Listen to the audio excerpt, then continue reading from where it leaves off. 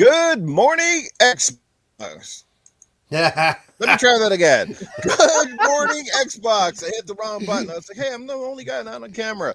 All right, let's get this show rolling. Yes, it is another episode 37 of Good Morning Xbox. Pleasure to be back in the saddle and ready to go.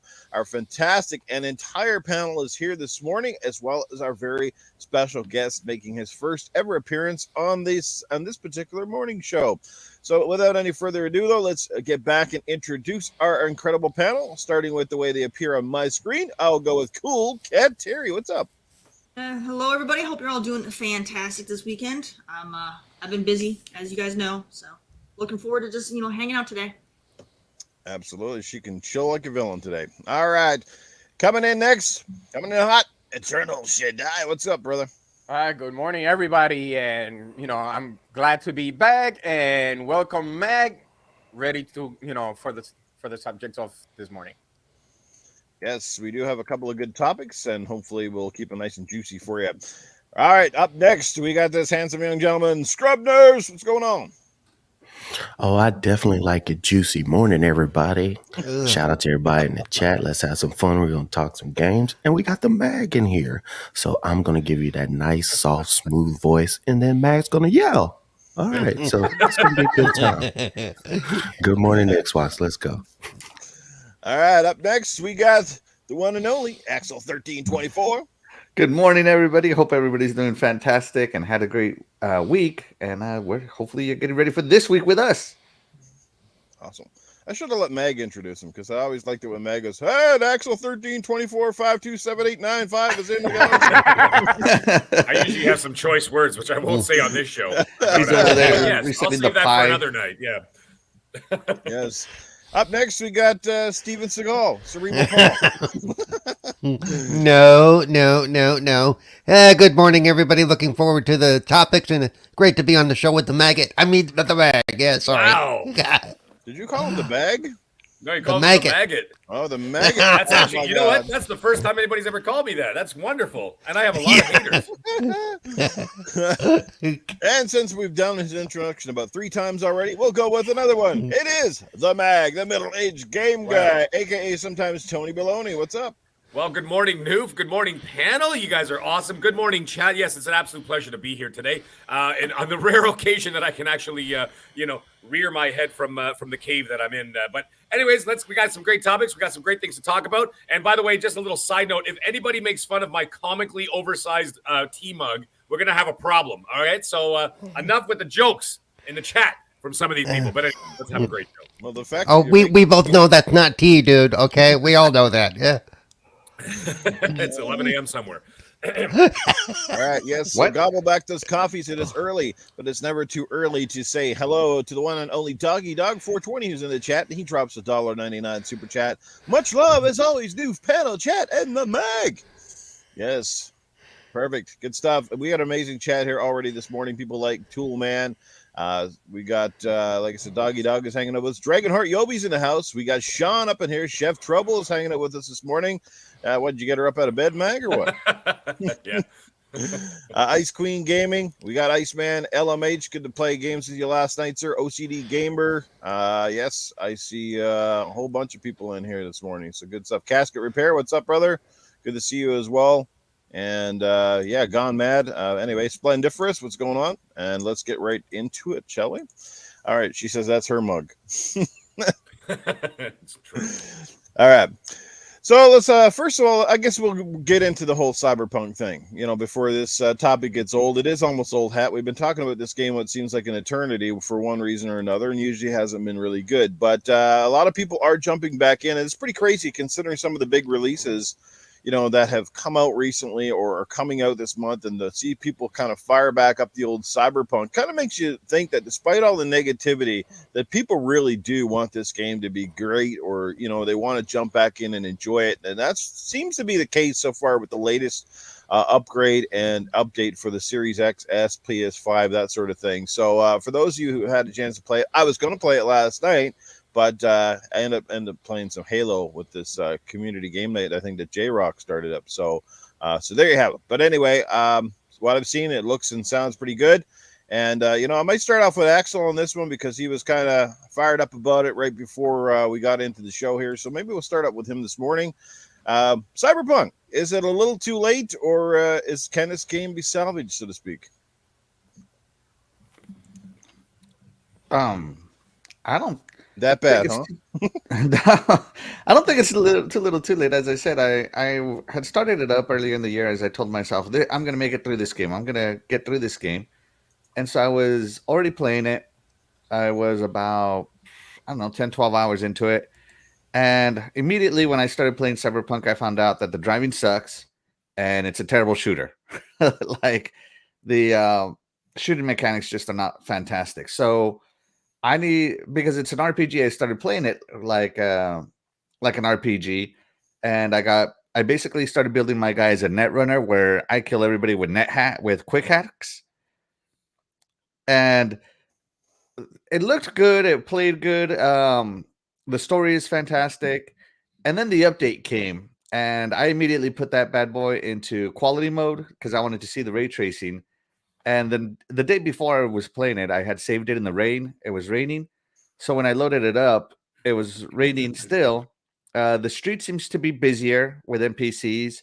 The shadows it's only shadow ray tracing. So I wanted to see some kind of light distortion effects, if you will. So the rain really lent itself to that. So it worked out really good with NPCs. I could see my shadow pretty good depending on the time of day and where I'm at. It's fantastic, and just running it at a consistent 4K is good. They did put in the update. They're like, "Oh, we improved driving," and I'm like, "Oh, thank God," because driving sucks. No, they didn't. The driving is worse, if anything. Maybe it's a 30 frames per second mode, but I got to tell you, like, the driving is just awful in Cyberpunk. It's funny too because they have like this street racing scene in there where you gotta beat a bunch of people to win some cars and stuff. It's kind of like Cyberpunk Fast and Furious. And it's objectively harder now to win those races. So yeah. Overall though, I'm still having a good time with Cyberpunk. It does look better overall. You can make out a lot of the smaller details. And as a net hacker, as a net runner, I can see the AI better. Oh, and the AI is more aggressive than before. They definitely use their hacks more against me. I don't know if maybe I just got to that point of the story, but it took a big difficulty spike all the way around for someone who doesn't go around shooting. Oh, and all my guns are smart guns too. So yeah. That way I don't have to actually aim very much. All the bullets just kind of go where they should go. That sounds like cheating to me. I Sounds know. lazy to me. Something Wow. Axel would do. Wow. Smart Sounds real bullet. I mean, lazy. even in the cripple in the group isn't that lazy. Okay, I'm just saying. Even That sounds lazy, man. It's kind of funny because I went net runner, so to use some of the better guns and to get better at shooting, you got to put a lot into body, right? And so I put only 6 points into body, and that's it. So a lot of these later guns, like who is it? Pan Ain't your Am. problem. There's a point in the story where Pan Am gives you this awesome sniper rifle, and it requires body 10, and I have body 6. So when I'm shooting it, the reticle is just always kind of moving around. So I can't use it anyway. So it's kind of like a pointless reward for me. That's all right. You just wanted that to go that's a you problem. That's definitely a you Hey, man. problem. That's He just wanted to go and take pictures of entire Pan warehouse Am, of that's all. guys using Yeah. nothing but quick hacks. It's it's pretty funny. Pan Am is the reward, okay? That's it. It's so funny because like I'm you get a lot of choices on how to romance Pan Am, and I'm going like super duper aggressive with her. Like I'm always trying to get her in the sack. It's so funny how she reacts. Like You're like, mid That's mission, how it she's works, like, right here? Axel. We can't do it right now. We gotta focus. You mean I'm not supposed to touch you first? Oh, Exactly. She's like, oh, I'm not like that. And then the next time I try it again, it's so funny. shit. All right. So there we go. We've heard from Axel. So it sounds like there is some sense of disappointment from him anyway, but still playing the game. So that's a good sign. I'm just going to say I didn't get to play it since the update. I thought the game was pretty good long before the updates. I mean, even when it first came out on the Series X, I was fortunate to play it there, and I didn't have a lot of the same issues that apparently that most people did. So I'm just going to leave it at that. I mean, I don't think the game is terrible by any means. There's lots of potential there for it, and hopefully, like I said, they can turn it into something special. I mean, it has the foundation, you know, and we've seen how people like No Man's Sky and a few other games have certainly risen from the ashes to become, you know, even though this isn't a live service game, obviously, but still, right? I mean, if you have enough talent and you put enough love back into something, it's like an old car, you know, it can be rusty, but hey, if you're willing to fix the parts and put the paint on, you can turn it back into something magical. Anyway, who else wants to jump in here? Who wants to go next? Sounds like Scrub was ready to roll. Yeah, he's got his finger in the air, and at least it's not the middle one. Yeah, I'll definitely jump in because I'm coming from a point of playing this game on Xbox One X. I didn't have a Series X at the time and been waiting for this game for 7.5 years, man. Just this is my most anticipated game every year till it finally came out. And then to be able to have to go through all the bugs, all the shutting down, Xbox would just completely cut off and losing save points, and I was still jumping back into the game until eventually I just said, you know what? I'm hearing that Series X is not having these problems. I'm loving the game. I will love it enough to just put it away. They say if you love something, let it go, and it might come back to you so much better. And I think that's what we have right now. With me on the Series X, I'm enjoying the textures. You can see the quality of the faces so much better now. You can see the textures of the skin. If you play it in performance mode, you know, 60 FPS. Do the girls have beards now? A little bit closer to that, yeah. But if you play it in performance mode, it's a little bit easier to shoot because it's in 60 frames per second. Which I love. The water, the rain, everything looks better. The stuff performs better. Like Axel did say, as far as the driving is still as part of the game. But with shooting, I want everybody to understand that every game that has first-person shooter, you have to get used to the mechanics of that game. Because if you try to put, like, say, my favorite shooter is Titanfall 2, or I like to play Destiny, or I like to play Call of Duty, or Halo's my favorite one.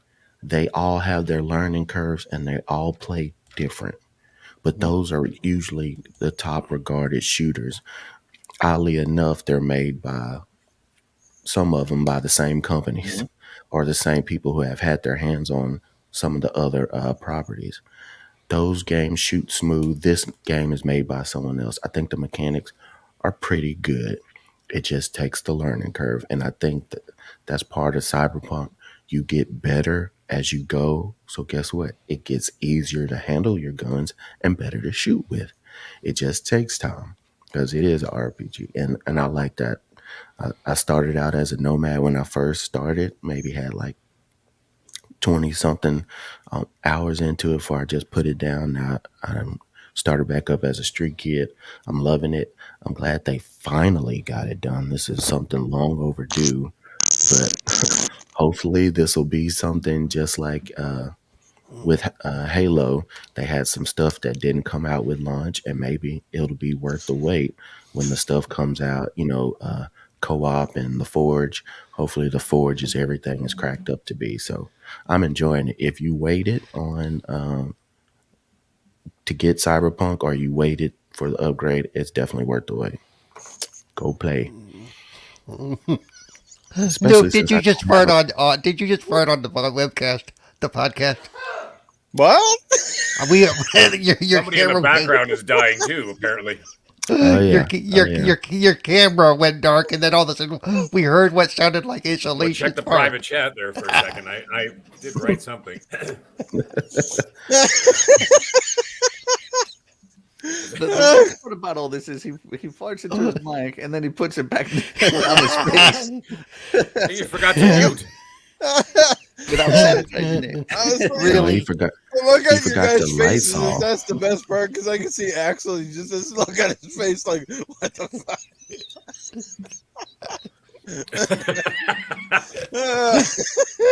I thought it was some ASMR, and he was just opening and closing a zipper. That's far from ASMR. Let's just say that shooting mechanics need some work. Oh damn. Wow.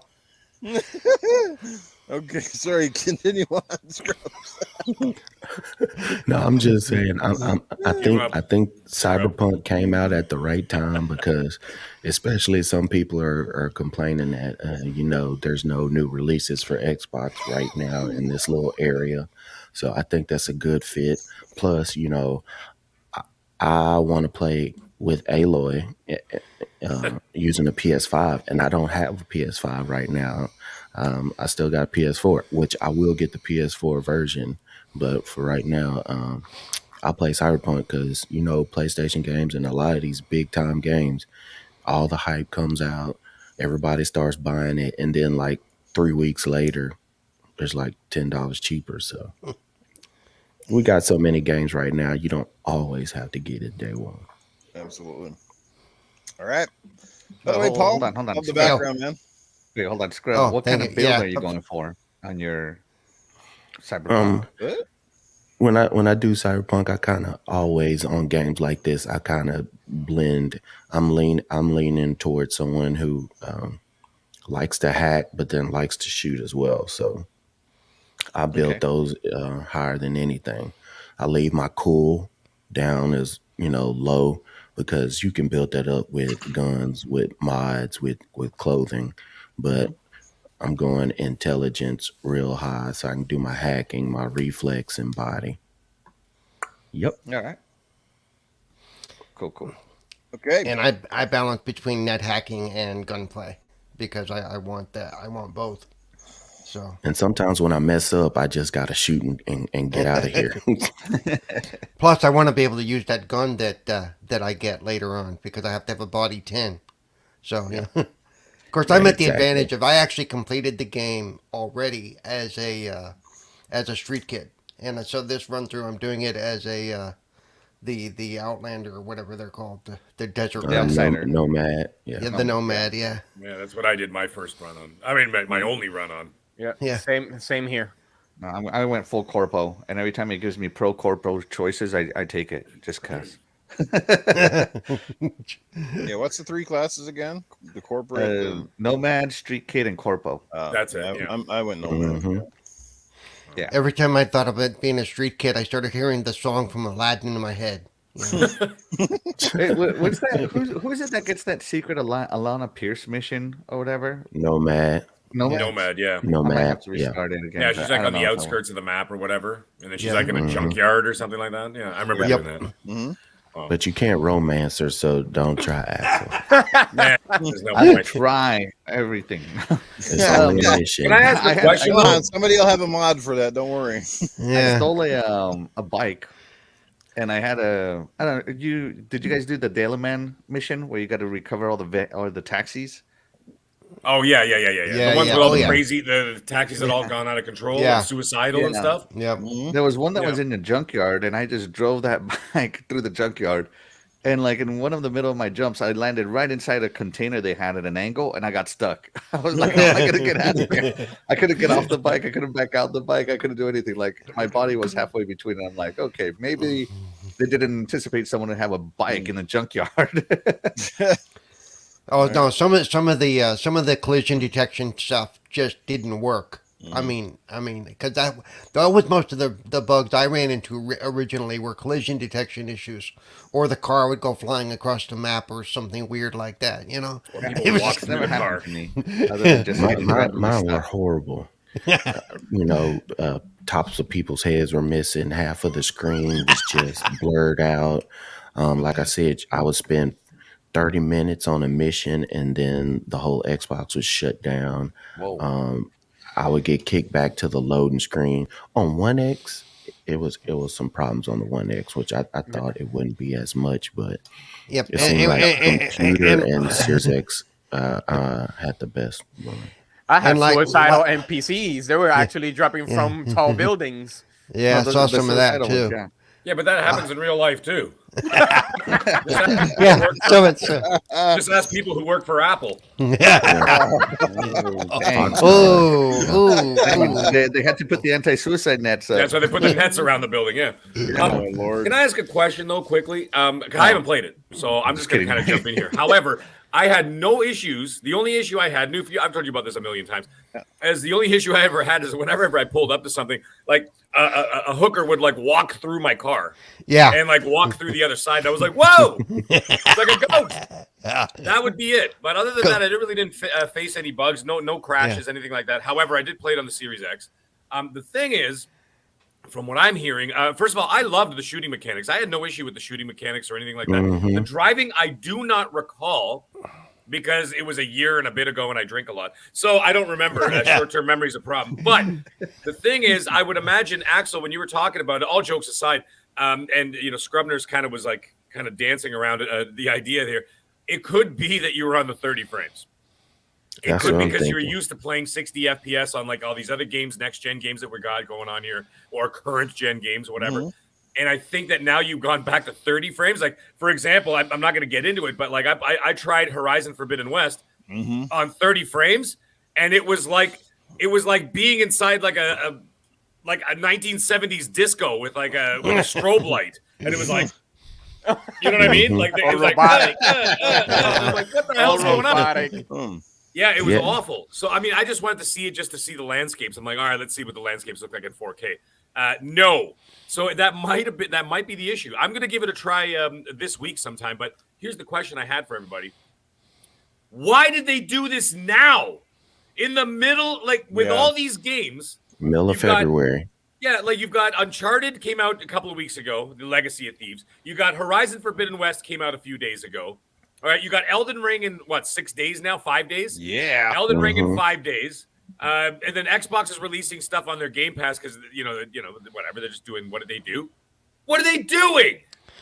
Well, and sorry, if- and Dying Light 2. Excuse me, Dying Light 2. and Dying Light 2, yeah. I think part of it was because people were still complaining. The longer if they waited for an open spot, we'd still be sitting here But until. no one was talking about it. I think as everybody was That's so why. distracted with these games, they could have waited till March or April, in my opinion. Right? They could have No. waited until then and say, hey, you know, because the next big game, let's face it, MLB The Show is coming out. That's I don't care what everybody says. That's very niche. Okay, if you're into the sports thing, great. But the next big game is actually a PlayStation game. Is Forspoken, and that doesn't come out till May. So they have a big window between March and May. They could have and the thing is, you know that this has potency, and the reason why it has potency is because amidst all these games, people are still talking about Cyberpunk. That means that if they had the entire spotlight, they would have taken the world by storm. Well, the other side of it is that they're taking away from the other people's spotlight. Look at your feed. Look how many people Now, are actually right, Paul. Now imagine if you had no competition. They would have dominated every headline. They. Right? I'm Well, just yeah, saying I more so get than that. They are now. Yeah. That's what I'm getting at. I'm just like, it seems like a weird time to do this because I re-downloaded it. Now I'm excited to play it, but I'm like, my God, you know, I bought all these other games. I'm not I know, gonna, dude. I don't have a life, and I don't have time for all these games right now. You know. It's ridiculous, right? So like, I just don't understand why they did it right now in the smack in the middle of all this. They could have waited till March. They could have waited till the day after St. Patrick's Day, for crying out loud. Like, just waited a couple of days. But They're no, they trying did to it now. maximize before the end of the quarter. That is what I That's a believe. good point. That's a good They point. lost a lot of money, and they're trying to maximize. Another thing I will point out, Mag, is when you're doing shooters nowadays, it's not just 60. You're playing Call of Duty 120. You're playing Halo 120, and then true. you're jumping down to 30. That is a big jump. You That's don't what I'm saying. It's like realize that it. strobe light effect. You know Yeah, what I mean? you don't realize it till you do it. It messes up. Yeah, the cars do drive like they're far less responsive, more I mean, like they drive like a 1960s Cadillac. It the just driving sucks. The By the way, driving you're is wicked worse hot in than the chat. GTA. I'm sorry. I'm just gonna say hi to you like this because your name is so ridiculous to spell. There's no way I can figure out how to spell it. So you're wicked hot. Hi. I'm just gonna say hi to you like this. One last quick thing before I pass it off to someone who's actually played the game is that is anybody like I'm sort of getting this vibe that you remember when The Witcher 3 came? You see, a lot of people got a lot of short-term memory problems, not just me. A lot of people got short-term memory issues when it comes to like when The Witcher 3 came out, it was a buggy disaster. Okay, it was a mess as well. Right. The only thing that saved The Witcher 3 was that it was an excellent story, right? And of course, it had a legacy behind it, right? So there was that, but the game was a mess. It took them a year to 2 years to finally iron out The Witcher 3, and then they started dropping that DLC, Blood and Wine, and then the other one, you know, where he switches bodies with the other guy or whatever, and all that kind of stuff. So then they started doing that, and then The Witcher 3 became like the game of the generation and all this stuff. Yeah, you know what I'm saying? You know, so like that's what I'm trying to say. So now I feel like this is how almost how CD Projekt Red kind of works. Like they release the game, they get a lot of flack for it. They build. I have a feeling that when later this year, my guess is later this year, CD Projekt Red is going to release their first story DLC. Okay, this was step one, was doing this, fix the patch, get everybody, you know, somewhat on board, somewhat happy, whatever. Then the next is they're going to release a story DLC. My guess is for free, as an act of goodwill. You watch the narrative change from trash to possibly top 5 of the generation. You watch. it will, because I'm a person, I'm not going to say I can't stand RPGs, but it takes so long and going through the trees and everything else. That's why, you know, Assassin's Creed was one of my tops, and then it just steady start going down. But Cyberpunk, this is a game that holds me and makes me want to play, and then I go, oh crap, it's 3:00 in the morning. So this is a game that's going to hold people, and people going to play. If they love RPGs, they're going to love it. If they love the cyberpunk genre, they're going to love it. Because just think all the other cyberpunk games that's supposed to have been come out by now, and they haven't yet. We're still waiting for like Replaced. We're still waiting for The Last Night. The only one is The Ascent that I could think of. And the Ascent kind of fell on its face. So people who had that itch, this is the game for them right now. The CD Projekt Red knew what they were doing. So, and plus it was on the roadmap too that it was going to release during this time. But I don't know if they were going to get some flack if they ever had to delay again for that, update. So I don't know. They knew what they were doing. I will say, and I mentioned this the other night on Midweek Gaming, or maybe it was 4GQ TV. Part of the issue they had was a lot of the bugs that we all saw, not everybody saw. So it's really hard to track down and correct a bug that not everybody's getting and that they can't readily reproduce. You know, so and so to their credit, I think they actually did a really good job of hunting down all the weirdness, because if you've ever programmed, those kind of bugs are the hardest to find. It's like, what do you mean you can't do it again? No, I've played it 6 more times and it's not doing the same thing, but it's there, and 3 people saw it. It's like, that's the trouble with trying to fix open world games. Yeah, because the randomness of it is a lot of the issues, like you said, Paul. Because a lot of times they're trying to hunt down the problem. If it was a linear experience, right, like a Call of Duty, saying, "Oh yeah, every time I run around this corner, this happens. The building disappears or whatever, and my character falls down." Well, you're going to continuously do that because it's a linear experience. Not everybody's going to approach, let's say in an open world game, not everyone is going to approach that quote hallway the same way. Correct. Right? It also comes down to, what gear do you have equipped? What gear do you have in your, that's affecting your gameplay? So because all those things come into play. That's a task, man. Yeah, that is a task. I think that's one thing where some of us streamers come in handy because we record our stuff. So we can send them, here's what I saw, here's what happened. So then they can get an idea of what, instead of somebody trying to describe it, they can actually see it on screen and go, oh shit. It may not help them track it down, but at least it narrows down what they could be looking for. So I give them a lot of credit for what they did in what to me would be a relatively short period of time, for tracking down literally thousands of different things that people saw. Yeah. And also to their credit, and I almost want to send a picture of the file size for Cyberpunk and the file size for Call of Duty to Call of Duty and go, see guys, great looking game, 1/3 the size. So, figure it out. Because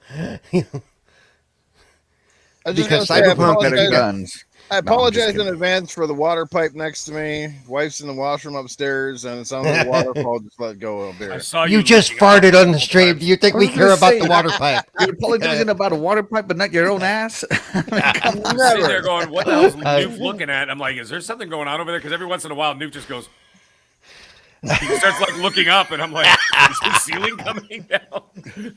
Maybe he farted himself over into the next dimension. He's like, am I seeing Jesus right now? He's over there hallucinating. Lord, is that you? Is that weird cloud? Is I see Jesus? It's not coming through. You good? Oh man, no, God, Jesus would never come next to me anyway with those farts. He'd be like, I can't perform those kind of miracles. Your soul is rotten, boy. I could not approach due to the corruption in this land right here. Yeah, I'm like, what do you call it in the Horizon for Forbidden West? You know, those corrupted zones or whatever. Yeah. Oh. Newf was here. The grass is dead.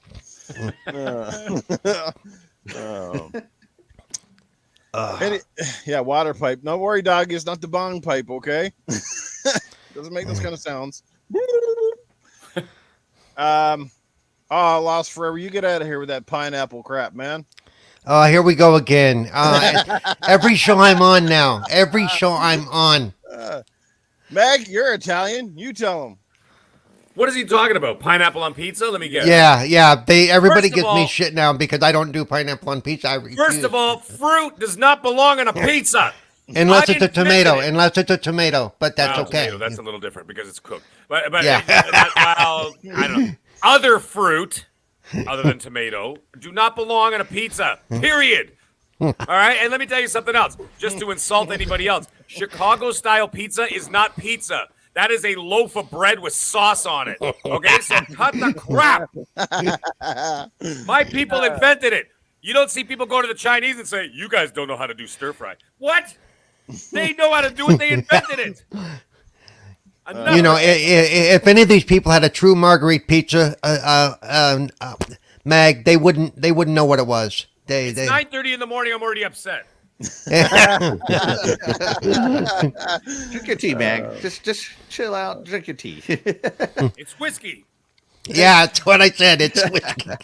I told you it's not tea and no, it's not not that. coffee. Yeah. Not that early. I gotta feed the kids. Always first, a then fun it's- distraction. Let's reel her back in. Anybody else have some further thoughts though on Cyberpunk? Paul, Shaddai, Coolcat Terri, and then Mag. I Obviously. have to give, I'm trying to give it some time today, after the podcast to see, the changes.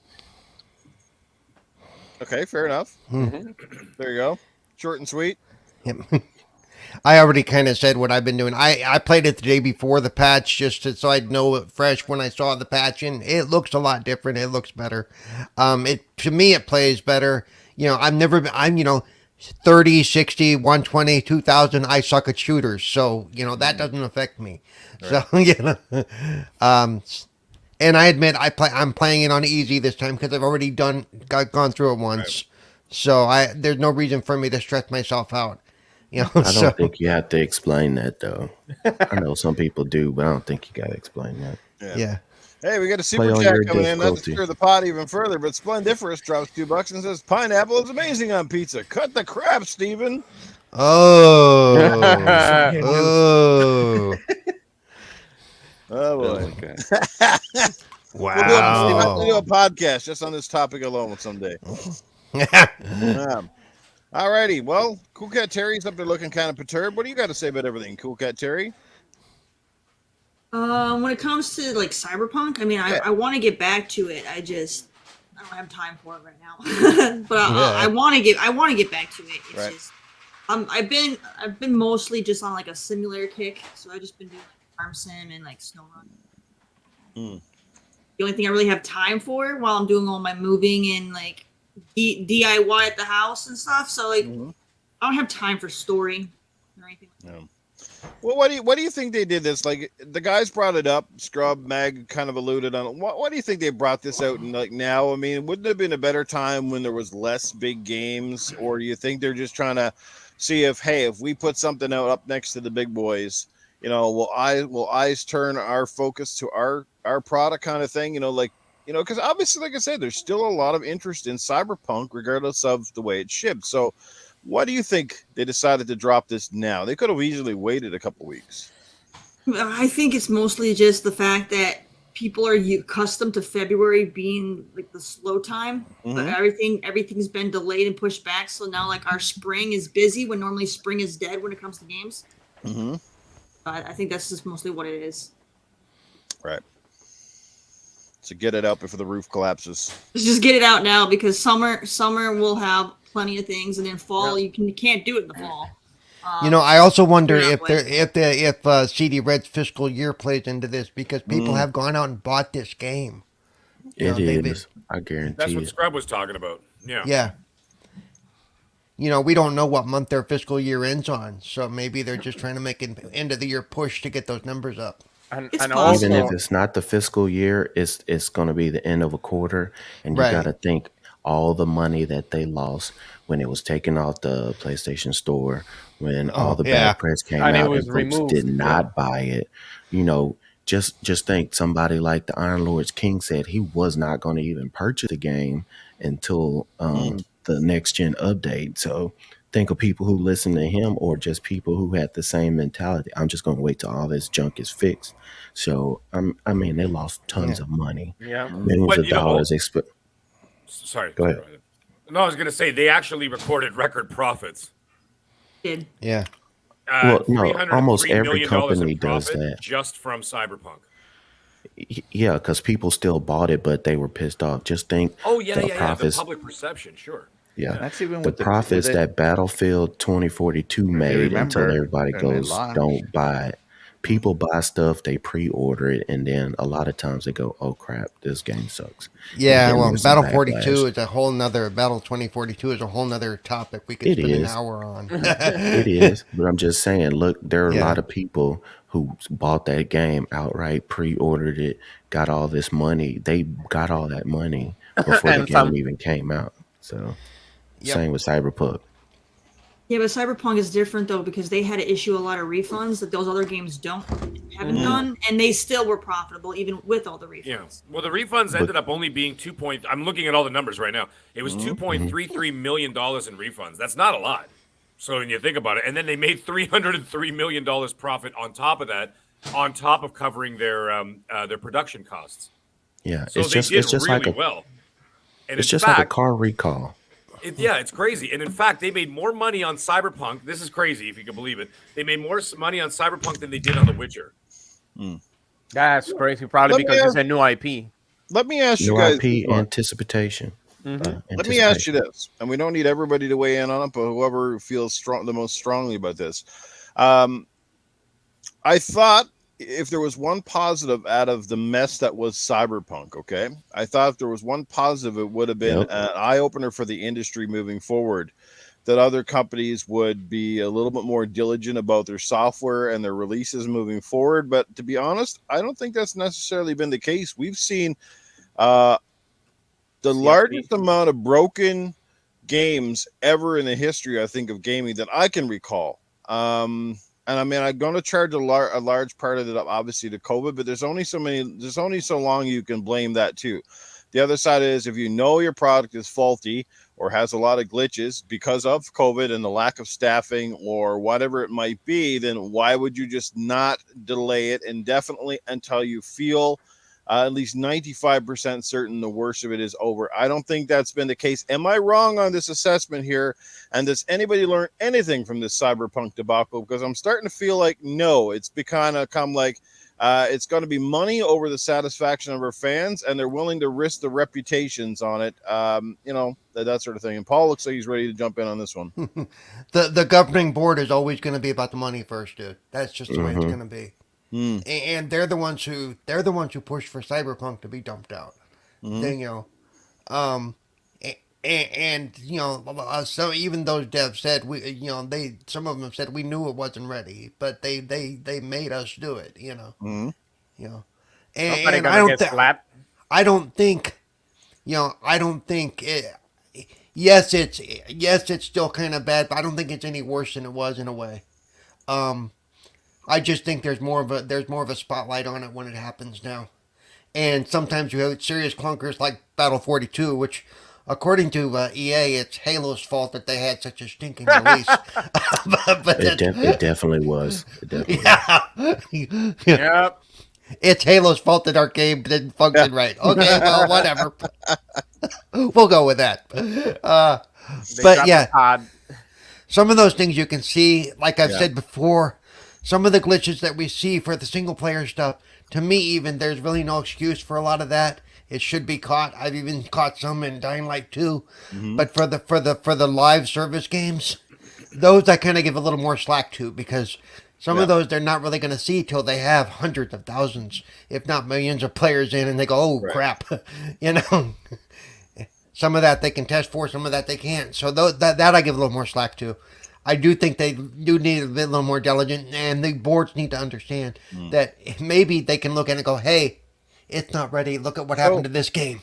So It's not perhaps ready. then companies need to reel back their products just a bit, despite everything. Because what's the one thing we see? When open world games, for example, started to become popular, what's the next thing that happens? The open world keeps getting bigger and bigger and bigger. I mean, we're talking about maps now that literally span, hundreds of miles legitimately if you converted it to like real life.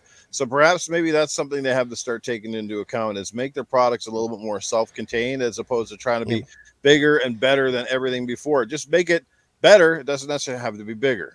The only thing that I could say is if you're gonna make a product like that big, just create a beta.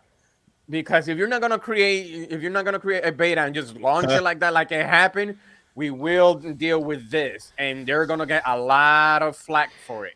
Well, It's- Battle it's 42 kinda proves hard. that even with beta doesn't Yeah. mean crap. That's being Yeah. lazy. Beta, For beta that one, has that's tr- being lazy. Yeah. True betas used to take place like in the earlier Hmm? PC gaming days. They used to take place like a year before launch. Yeah. Now betas are taking place a week or two before launch. And Mhm. yeah, Right. thanks, Newf. There Yeah, I are know two that. types of companies: the ones that prioritize shipping on time and the ones that prioritize quality.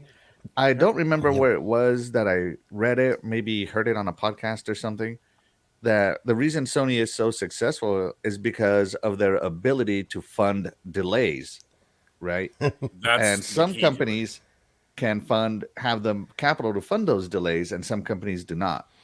So I guess so, but I don't know. I think if you're gonna advertise a product and you're gonna sell us on all this grandeur, it's your fault that we got so hyped. You're the one who hyped your product, and if you want to deliver, that's your fault, Mm-hmm. right? Yep.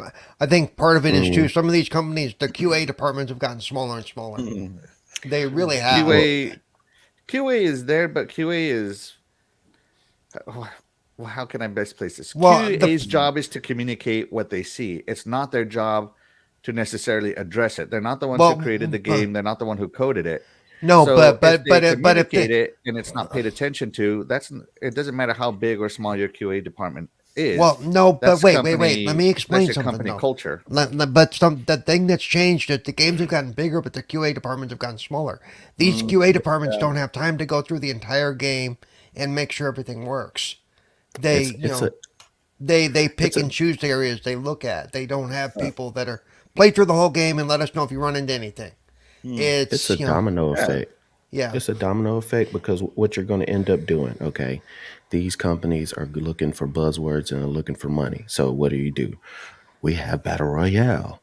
We have the largest map ever on RPG. All our games are in 4K. You can play this game with this, and this. Quality marketing thing. improvements.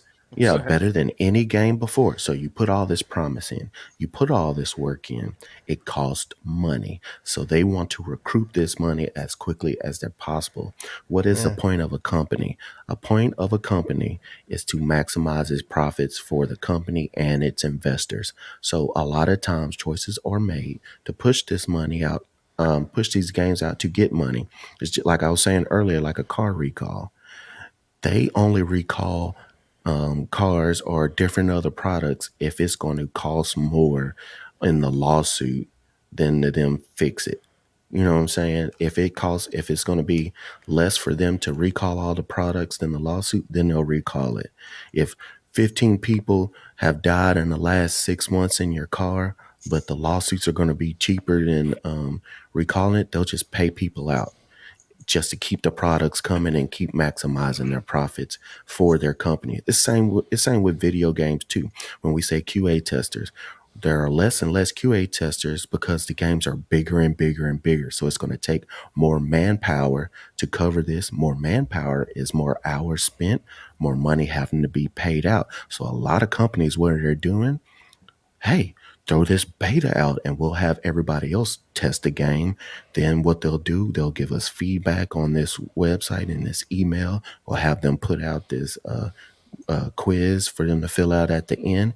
And they're using the people to kind of help maximize their profits. It's just a domino. This causes this, causes this, causes this. And if you're in a company who is their main outlook is how we're going to get maximized profits versus quality and product and happy customers, you're going to run into these problems. And the only way it's going to fix it if they start getting hit in the pocket, in the wallet. Yeah. Bad press is not always bad to them, because some people will buy a game just to see all the junk going on to keep going. So it's until it hits somebody and it devastates them that much, they're going to keep going.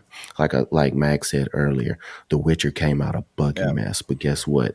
It is the game of the last generation, to most people, game of the decade, because what they did on the back end. And people only remember the bad stuff, or they remember the last thing you did. Most people who played Witcher played it 2-3 years after Witcher came out. They weren't the folks first jumped in. You're gonna have a lot of that with Cyberpunk as well. That's right. But also remember, look what happened with Battlefront when it was released. I think Battlefront 2.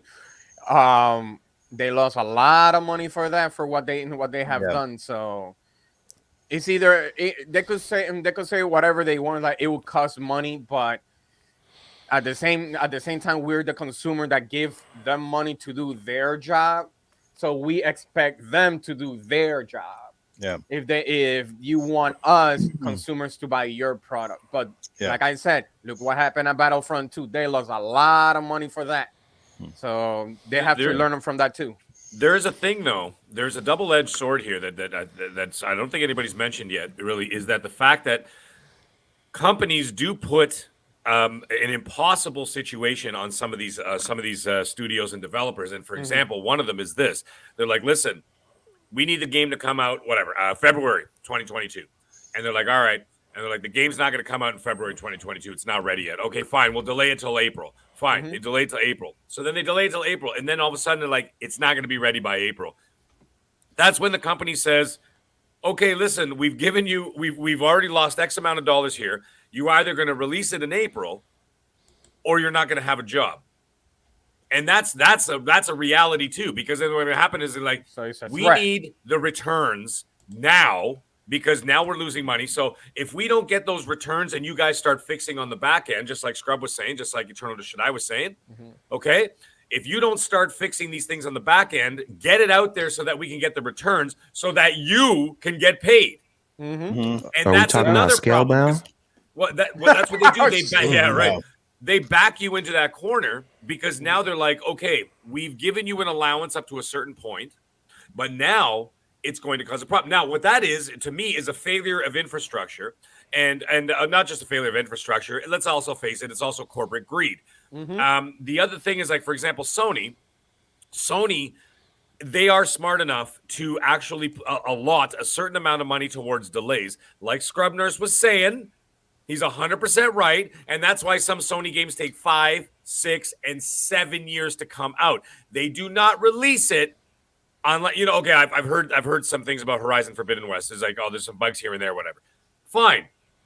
But a lot of these studios are still working from home. So, I'll cut them a little bit of slack right there. But if they're all in shop and they're doing whatever, generally speaking, I would say that 99% of Sony's games released bug-free. And they're generally like everybody remember Uncharted 4? They delayed it 4 times, for Christ's sake. I remember that. When it released, it was flawless. Okay, can't say that about a lot of other studios out there and a lot of other games out there. They released them complete, clean, and bug free. Okay, so generally speaking, now Like I said, the problem is the pandemic, and at the same time, these companies are putting pressure on these guys and saying, listen, if we don't start getting returns, you're not getting a paycheck. So they have to. So they're like, fine, release the damn thing. And then from the back end, we'll start cleaning it up and whatever, and just pray and hope that people are just going to stick with it. And a lot of people are pretty forgiving. They complain, they whine, they bitch, they moan. But at the end of the day, they still buy the game, they still play it. Right. Well, it's time to put this topic to bed, and maybe we'll come back to Cyberpunk again when it gets its 40th update or whatever it might be. But I'm pretty sure we'll still be talking about it years down the road.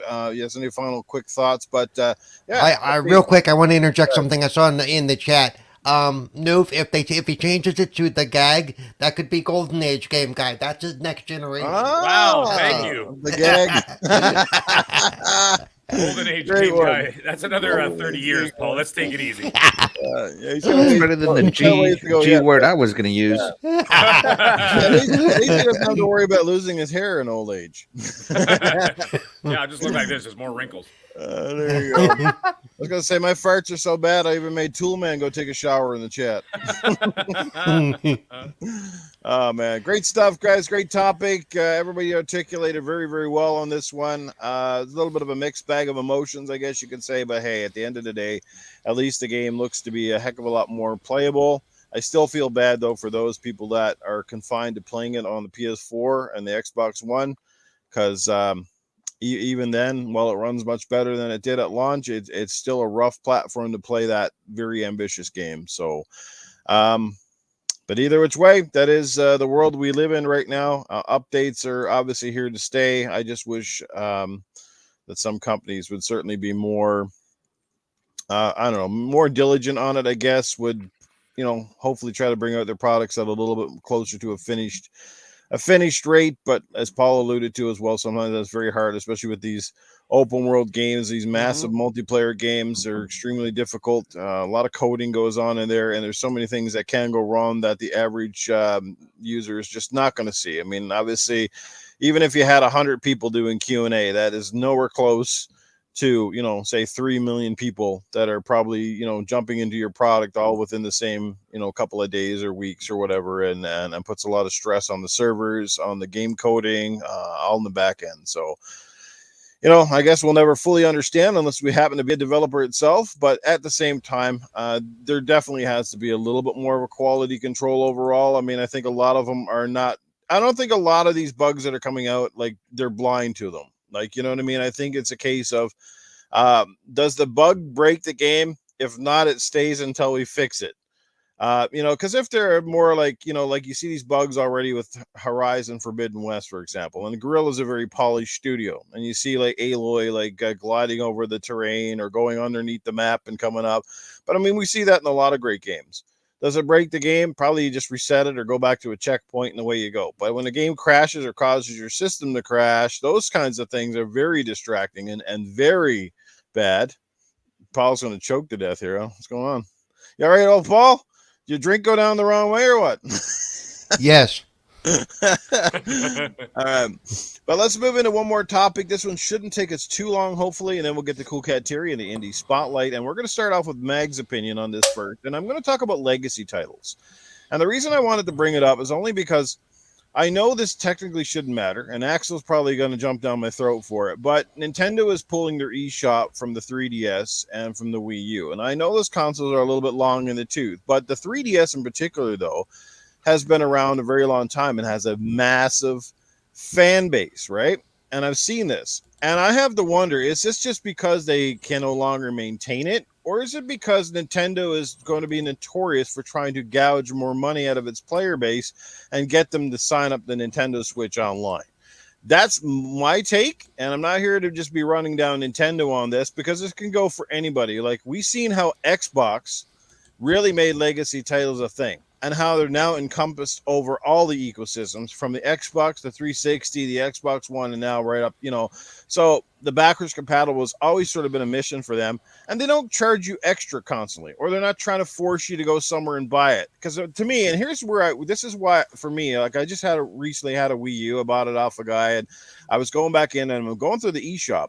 And they have all these amazing games that basically you can buy on the Switch. But do you guys know the difference? On the eShop on the Wii U, they're about $30 Canadian. Guess how much they are on the Switch? Same freaking game, but with a Switch logo, now you're paying $80, $90. Right? So it's that whole, are Nintendo, are they doing this because they don't want to, or can they restructure, or are they doing it because they want to get more bank from their user base that doesn't care, doesn't know. And again, I don't want this entirely to be focused on Nintendo, because the really important thing is how important are legacy titles to all of us here. I mean, a lot of us take it for granted that we have them and that we've been able to play our old backlog games on from the Xbox era on our new consoles relatively easy, with no extra fees, no extra this, no extra that. So how important are they? Mag, where do you stand on this? And you can, like I said, I'm not here to lambaste Nintendo. They do things really weird, but I still can't help but feel that. Well, go for it, man. Go for it. But yeah, let me know. You know what I'm going for here. Yeah, no, I know exactly what you're talking about here. This is something I'm actually quite passionate about and quite angry about when it comes to specifically. There are two different things. Now, some people take this the wrong way, and go right ahead. Take it the wrong way. Mm-hmm. But what I've noticed, and you can't ignore the truth. I'm sorry. If it offends you, it offends you. The truth is in front of your face. Japanese companies have been absolutely raping the North American, European market financially for decades. Mm-hmm. And they've been getting away with it for decades. And it's landed on the fact that now the European and American and North American markets are fighting back. That's right, Lost Forever. They do it because they can up until a certain point. But now it's over. And the reason why it's over is what changed the landscape? Netflix. And that's got nothing to do with gaming. People say, "Oh, that's not." Yeah, it does. Because without Netflix, we wouldn't have Game Pass. And whatever the hell Sony's eventually going to be doing. Sony is eventually doing what they're doing begrudgingly. They don't want to do this. I said it on Boom Show actually last week and the week before. I said, if the Japanese could get away with it, they'd still be selling us $120 cartridges. Okay? The reason why they come kicking and screaming into the 21st century is because the American corporations, I'm not even American, okay, and I'm standing up for this. The American corporations are the ones who are making products more consumer friendly. They're bringing the technology forward.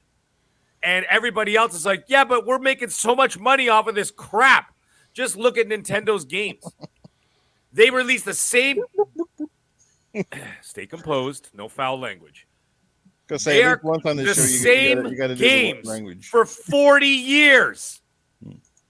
Mario Part 900. It's the same game over and over and over. And what do? They keep charging more.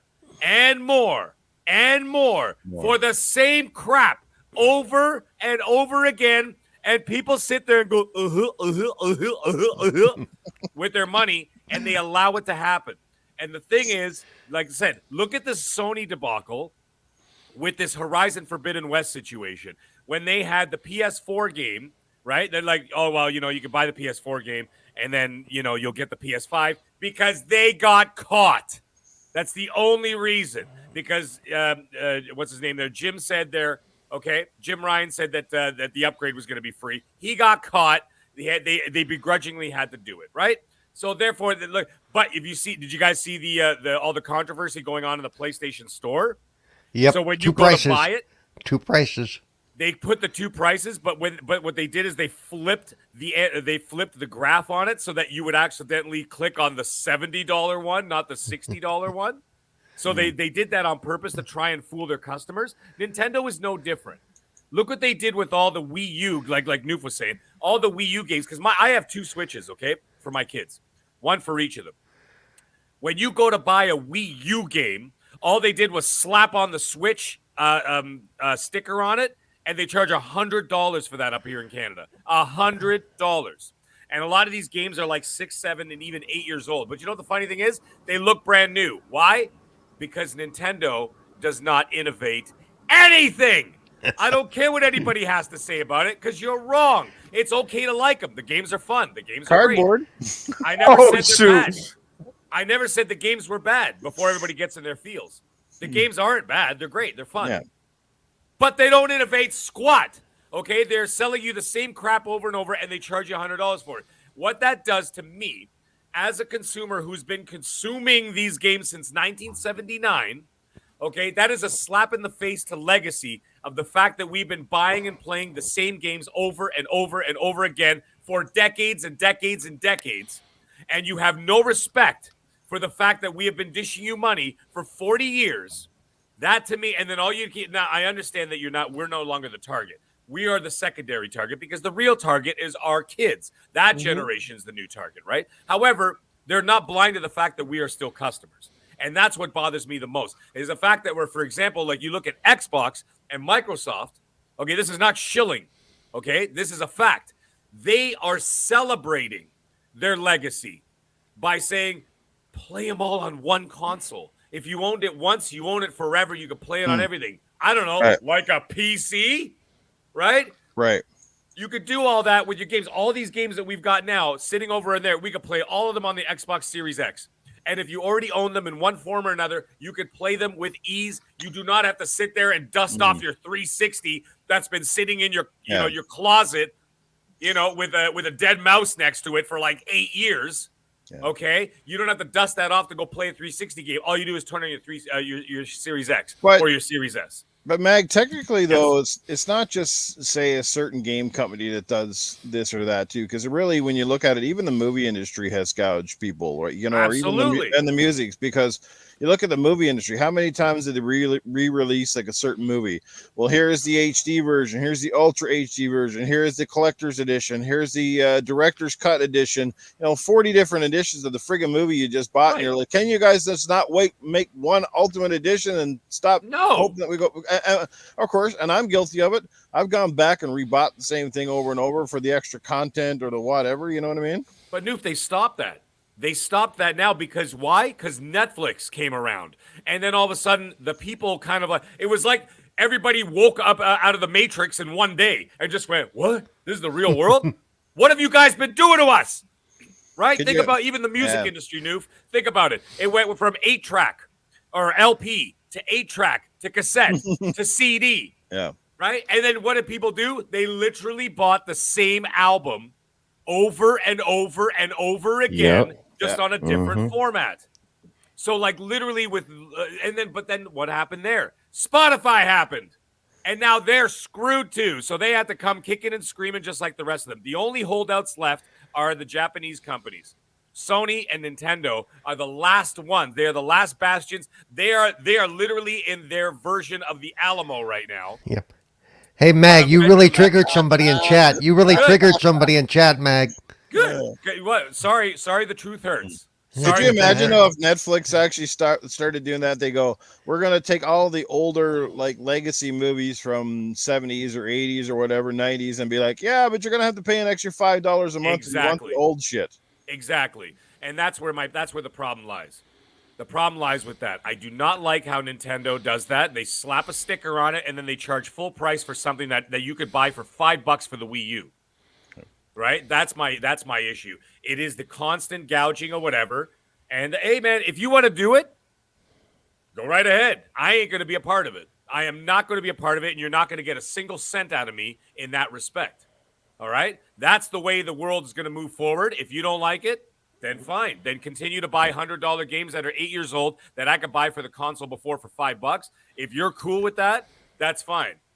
But the rest of us, I'll tell you right now, slowly but surely, the world is coming around and people are starting to turn away from it. Okay? And what is on the up and up? Even Sony is on the up and up with whatever this Spartacus thing is, and who knows what the hell that is. Yeah. You know, eventually. They're doing it because they're going to get left behind. And the thing is with Nintendo is at the end of the day, Nintendo does not treat their company like a game company. They treat them like a toy product.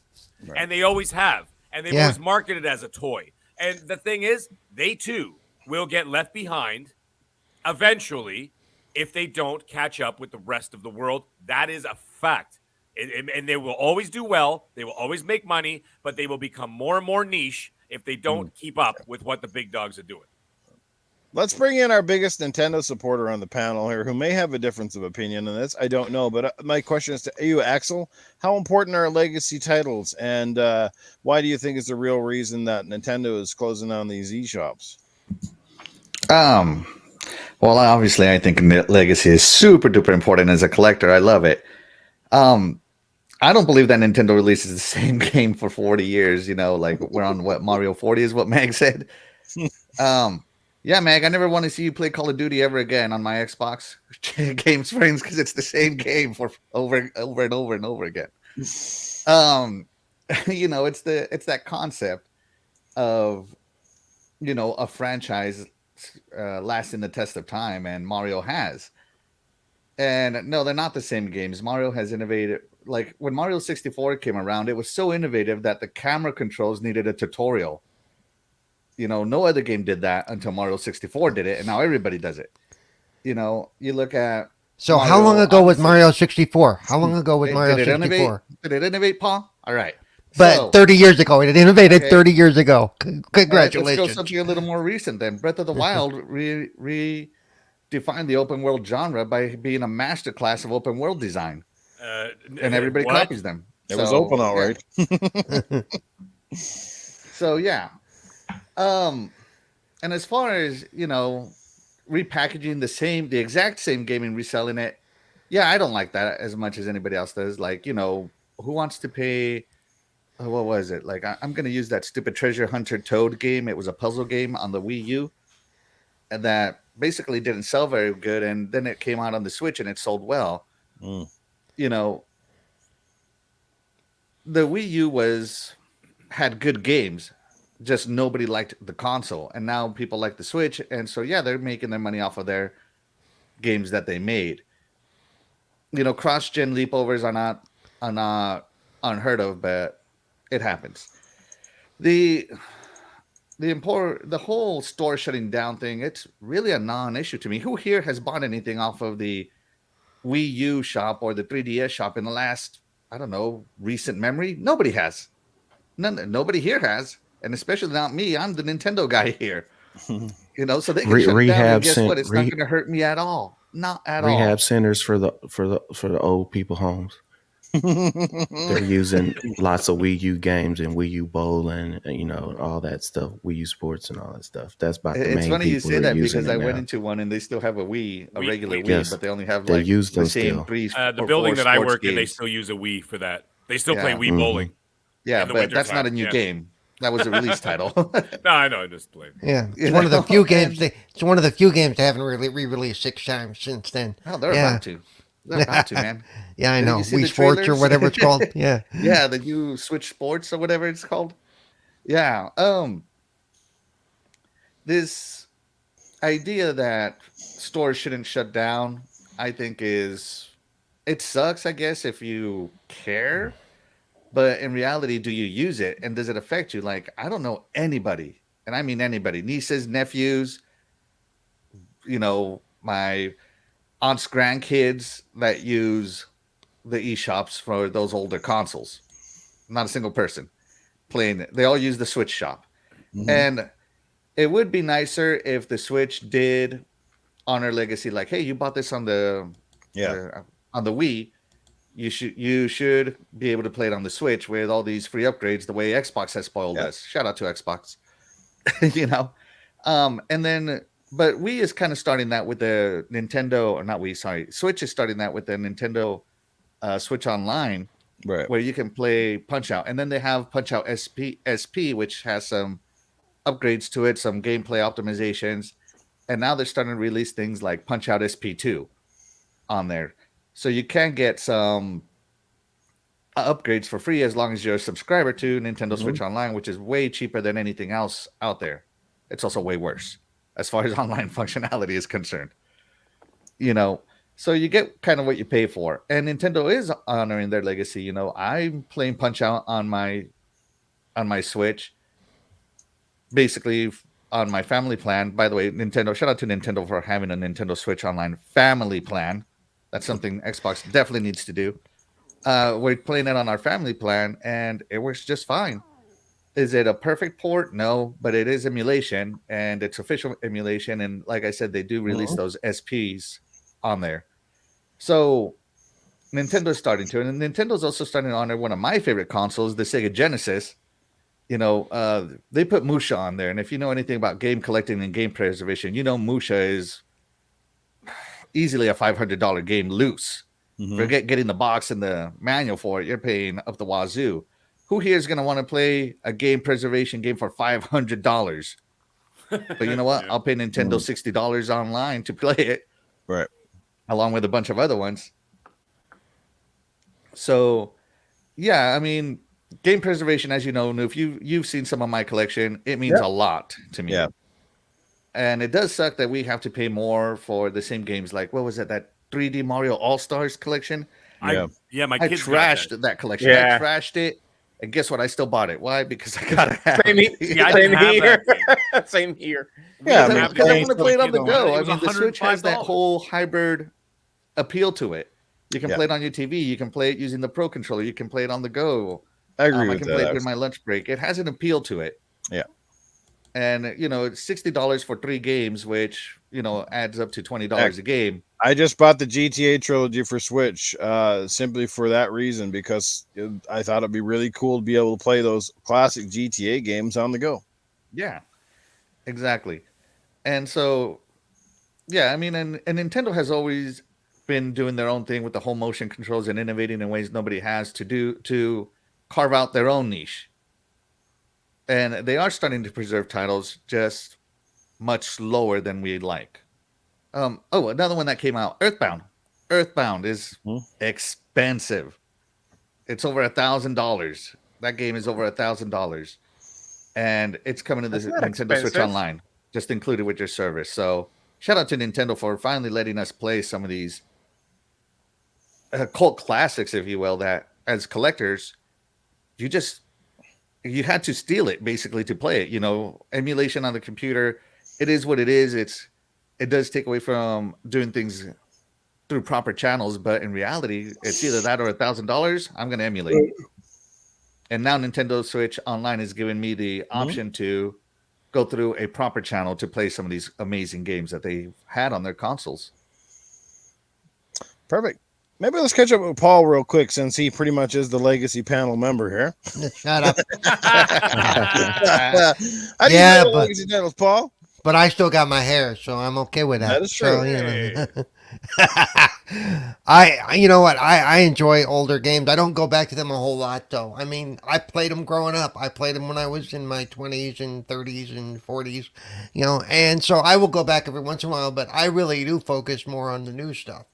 I do think they need to be preserved. I think there's a place for them, but I don't put much priority on, I got to go back and play this game. Though I do keep a lot. I will go back every once in a while and say, oh yeah, let's go play that. A lot of times if I go back to especially the old, the original Xbox games, I will load them up and start playing them and going, oh God, this is painful. Be either graphically or control wise, just it's not there anymore. I've moved beyond that, and that's just me. I mean, I know a lot of people enjoy, and I do enjoy some retro games. I got to be careful what I say, or I'll get kicked off Retro Renegades. But I don't. My focus is more on the modern day stuff I haven't experienced before, new experiences. I've never been big into the whole Mario thing and all that stuff. Mostly because I'm really, really bad at platformers. I mean, I can't do it. Not because I don't try, not because I don't want to, but because jumpy, hit a button just doesn't work for me. Yeah, saw that Newf. Yeah, nice. Well, that's why Legacy is important, because that's one of the games that's not even backwards compatible right now. So I literally have to keep my 360 on hand regardless. That's the thing. A lot of us don't have the space of the room to constantly have 40 different consoles hooked up, right? We're in the age now where this stuff needs to be all into one ecosystem. Not to cut you off, but that's why I kind of showed it, right? Why it's important. I went back not recently, but like a year or two ago. I repurchased the remaster of LA Noire, which I loved, and that's considered an older game. And I repurchased Bulletstorm. And if you've never played Bulletstorm, that is a fun Great game. Yeah. But so there are some older titles that I will go back and pick up, but I won't pay. I'm not going to pay another $60 for it. I don't care how remastered it is. I'm sorry. $20 is about my top for a 6, 10, 12-year-old game. It's like, because I played it once. Why do I need to invest a whole new $60 to play the same game just because it's got better looking graphics? Maybe. Yeah. So yeah, I wait for sales when I do buy legacy stuff or older stuff. Yeah, because I no longer have my physical collection. Lost it in one of my moves at some point back there. But I used to have over 100 and something, you know, cases, and just it takes up a lot of room to keep moving around with all that stuff. Sure does. So yeah, that's where I'm at. I'm kind of in the middle. I don't like being recharged. The fact that Nintendo, not only will they charge you full price, but then they'll start okay, you better buy this game now because it's going in the vault. You'll never see it again. Right. Well, until Like next Disney. time until Disney next vault. time, did that Disney shit. Yeah, same thing Yeah, remember pisses that? me off The there Little too. Mermaid. Never again. You're like, I gotta go buy it. Yep. Hey, I admit, in one of my boxes somewhere, I have the original Little Mermaid VHS case So do I. with the dildos in the castle. Yeah, Yep, so do I. the big poofy case. yeah, I still got yeah. Are you So- sure that's the Little Mermaid and not Yeah, something you well, got? we- No, that was Well, that's the version No. that Paul and I have. Yeah, the original artwork is there. The original artwork was bad. So yeah, so there's a place for it, but I don't think it's. I do think they purposely gouge and push their customers into spending more money. And if that's what you want to do and you have the money for that, that's cool. Yeah. But if you want to throw away money like that, I'll give you my Cash App. Yeah. Uh, I'd just like to see them in particular just throw a few more bones to their fans. Like it's just, they're the company that can really do it. You know what I mean? But anyway, like I said, I don't want to really make this topic about Nintendo. It's just because of that is why I brought it in. Because legacy titles, how important are they to everybody, and how can we improve the ecosystem overall? Scrubby, you want to jump in here? Because like I said, I know your time is getting short. We soon got to bring in Terry. We're a little bit running on the later side here. Legacy titles, No, you, my friend. I have really no dog in this fight. I haven't. Last thing I've owned from Nintendo was original Nintendo and the very first Game Boy, where you couldn't play in the dark. You had to have a flashlight on underneath the cover, so your parents wouldn't know you were still playing it. Or in the back of the car, you had your little headlight on, and they, turn it off. I can't see. That was my Nintendo thing. I really don't have a dogfight, but I understand where people coming from. Where I have this discontinue, then we keep playing. Like I said, I have an ecosystem where, for the most part, because there are plenty physical games that I don't have anymore, or may got thrown away or damaged or something, but there is back compat. I can, even if I wanted to repurchase a game, I can get a 360 or original Xbox, put it on the new system, and I'm not getting charged full price or upgrade fee or whatever. So I'm glad I'm with a system that has it. Even PlayStation, yes, they have their own thing, but like I said, it's money. If they know they can get it and it's a quick buy, all you have to do is say remaster on some of these games. People will buy it. Look at GTA. How many times have folks bought GTA 5 on every console, on every handheld, remaster, retry, the Pro experience version, and people keep buying it. So that's why they keep doing it. If folks wouldn't buy it, they wouldn't do it. So that's all I got to say. As much as we complain, nostalgia That hits is true. all of us. And There have been honestly, times. I don't see that ever going away, to be quite honest with you. Right. There have been times where I've bought like Pearl Jam 10 like about 15 different times on different platforms, on different CDs, record. I love the album, and sometimes it gets scratched up, or sometimes I'm on Android. I put it on iTunes. on Google Play or something. Then I have an Apple, then I rebuy it again for iTunes. It's just, if you have something that you really love, Yeah. you're going to do it. So I understand. So Yeah. that's all I really And have on sometimes it. the re-remastered and re-releases, the thing is that we're looking at it as a gouge because we've already bought the product, but you got to also remember there are generations that were coming into Right. movies or gaming that had no idea this even exists, or you know what I mean, and then they finally get it. You know what I mean? Like, And why here's wouldn't you want to get the best version of say maybe an older game that now has better resolution, better frame rates and stuff, and now it appeals to a new audience. Right. And here's the point, Noof. If you are a younger person or someone who missed out because of finances or your parents couldn't buy that stuff for you, if you went back to buy it now, it's double, triple, quadruple, 10 times the price if you want to go back and get a Nintendo, original Nintendo or a Super Nintendo, and then buy some of these games. You're going to pay out the wazoo way more than if you, get a Switch and then they come out with the product again. So I can see both ways on it where it can help and hurt. All right. We still have yet to hear from Shaddai or Coolcat Terri. Terri, you've been quiet, as you said in the private chat. The topics aren't exactly your bag today, but I mean, legacy titles, where do they rank for you? How is this important? That sort of thing. Guess it depends on the legacy title. A lot of them just don't appeal to me. I'm one of those gamers that I get a lot of flack because a lot of like the big legacy games, I can't stand them. Right. So it's like like people will give me a lot of flack. I'm not a Zelda fan. I'm not a Mario fan. I couldn't care less how many times people want to sing to me about Breath of the Wild. I couldn't care less about Breath of the Wild. Me too. Okay? I don't want to play it. I have zero interest in it. I don't care. Blasphemy. It just I don't care. So I mean, I get the appeal. Why people it's those games are iconic. Those games are the reason why those specific platforms are a success. But they're not for me. I couldn't care less. Terry's like, I know Slug has more stamina than Link. I've said it multiple times. I mostly play third party because that's what appeals to me. First party games rarely appeal to me. It's just not my thing. I don't care about them. Wow, that was short and sweet. Yeah.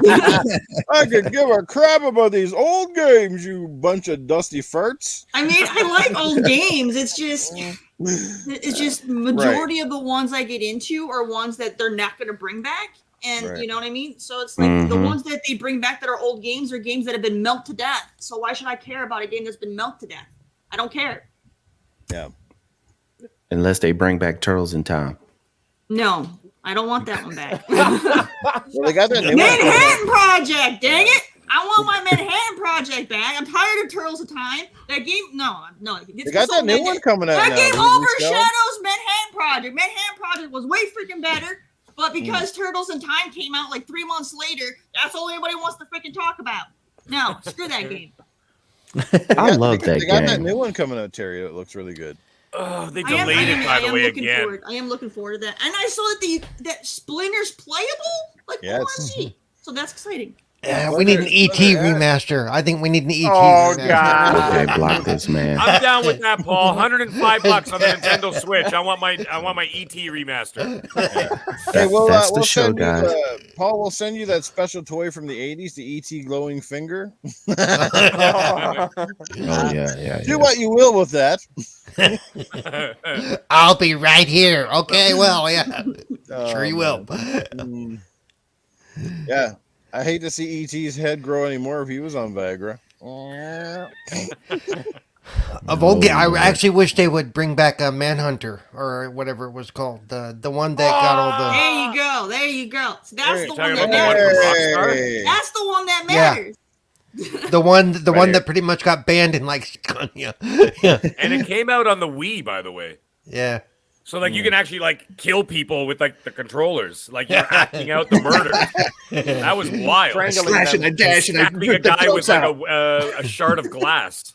Yeah. Yeah. What happened to those games, Nintendo? Why don't they have those games on there anymore? They just released one.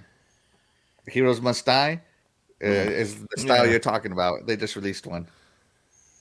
Has any licensed property gone through more crap than the Ninja Turtles? It seems like every company's had a crack at making them, and the games always disappear from every shop. That's one of the reasons I like getting my 360 back again, because I downloaded that the one that was published by Ubisoft, the one that basically made the remake of Turtles in Time. Yeah. That's amazing. That was the a good reason game. why I literally just watched a 3.5-hour podcast about the Ninja Turtles. I swear to God, and it's only because I follow these guys called the Midnight's Edge. They're a movie group. If anybody knows them, and of course I follow Razor Fist. If anybody knows Razor Fist, he was a guest on there, and apparently he's a Ninja Turtles aficionado.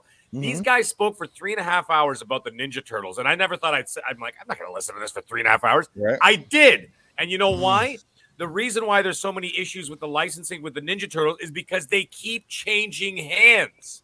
It keeps going back from Paramount to Universal, to Paramount to New Line, from New Line back to Paramount. And so Nickelodeon. It keeps, and Nickelodeon as well. They keep changing hands, so that's why they can never get the licensing under control.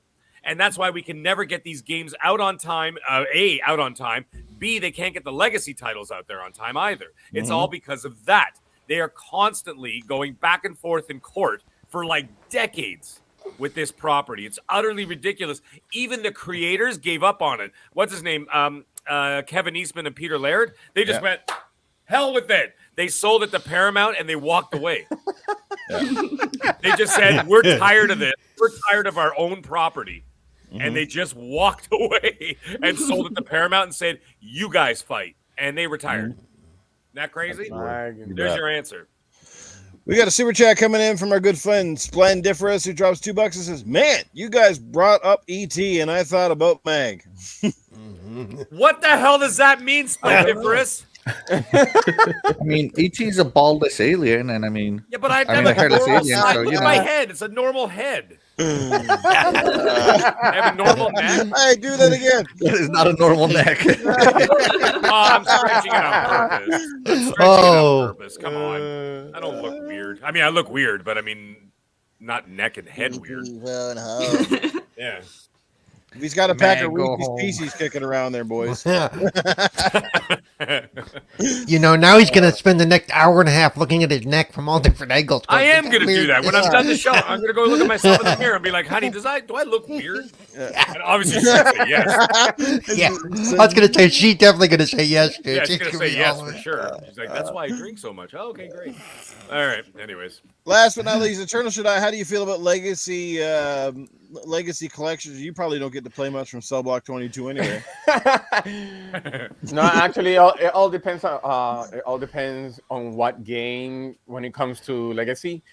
Especially me, I would love to have like a like Zelda Minish Cap remake. See, there's certain games that is good to bring back and remake them. That's something that I will actually spend. But not all of them needs to be brought back. Like what Capcom is doing, they're trying to remake their legacy by pretty much remaking again Resident Evil. But you know that is a popular, you know, everybody knows it's a popular game. So when it comes to Nintendo, I'm pulling in the important.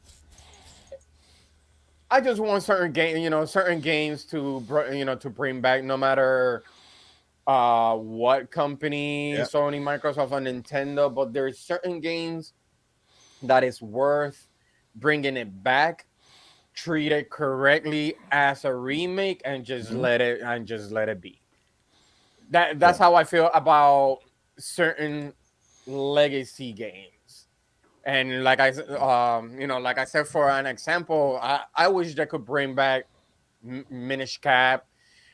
Or from the Xbox part, I want Brute Force to be remade. You know, make Brute Force. I'm a fan of that one, even though it was more like a side. Well, that's very fitting since you're in Cell Block 22. So yeah, I would love Brute Force to be remake.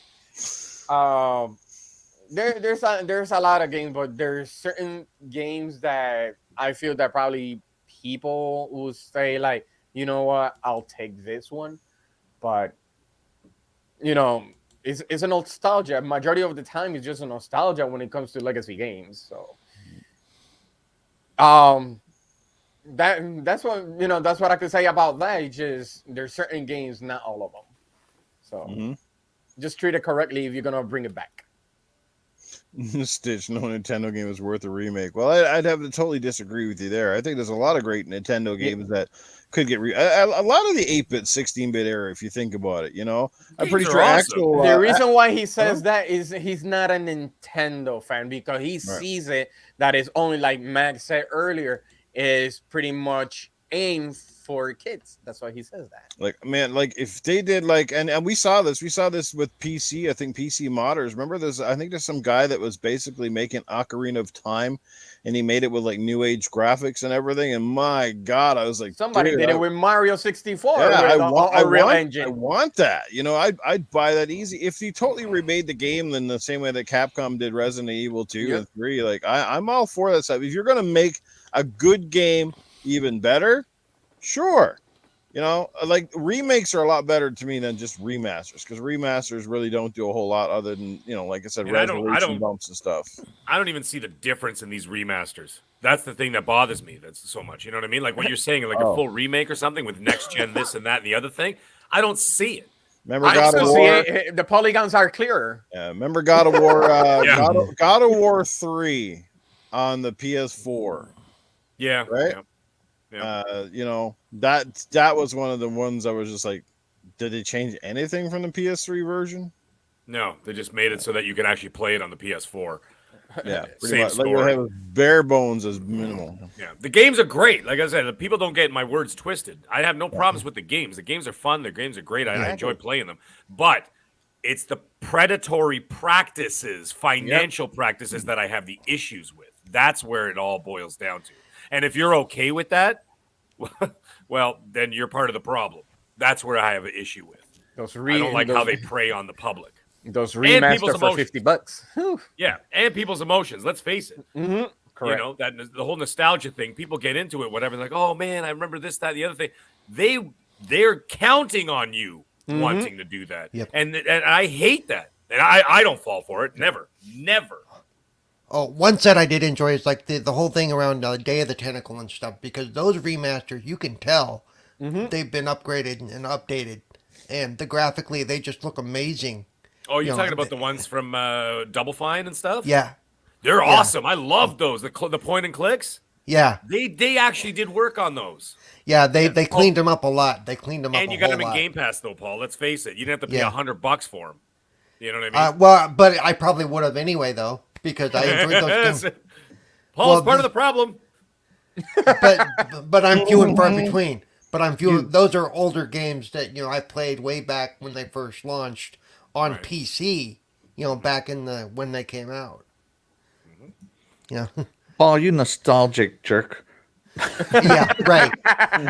I'm nostalgic for 3 games. Like if they ever redid all the X-Wing and TIE Fighter stuff from the late 90s, early 2000s. Yeah. Oh, I'd be all over that shit in a heartbeat. It's called Squadrons, Paul. I know it is. I know Squadrons is very reminiscent of that, but it's without the story. Without the story. Those earlier games were amazing. Yeah, I think legacy matters to us all. It just depends on what titles. It depends on what generation you're most tied to. Like for me, honestly, it's probably like the Sega Genesis era. But I mean, obviously, how do you do 16-bit games unless you're completely going to remake them or do like a hand-drawn artwork? I mean, I'd like to see, and that's what I'm going to say to Axel. Like, Axel, I know you're a huge Mega Man fan. Would you like, could you imagine or would like to see a Mega Man game done in sort of an actual 3D, not just a side scroller, but an actual action game? They do have one, Mega Man Legacy. Oh, I thought it was Legacy, but yeah, there's Legends. They have one. But so Newf, I just got that Mega Man: The Wily Wars, which is basically Mega Man 1, 2, and 3 in 16-bit, and Mega Man 2 being one of my favorite games. I basically have it memorized on my Nintendo controller. I know where to expect everything. Yeah.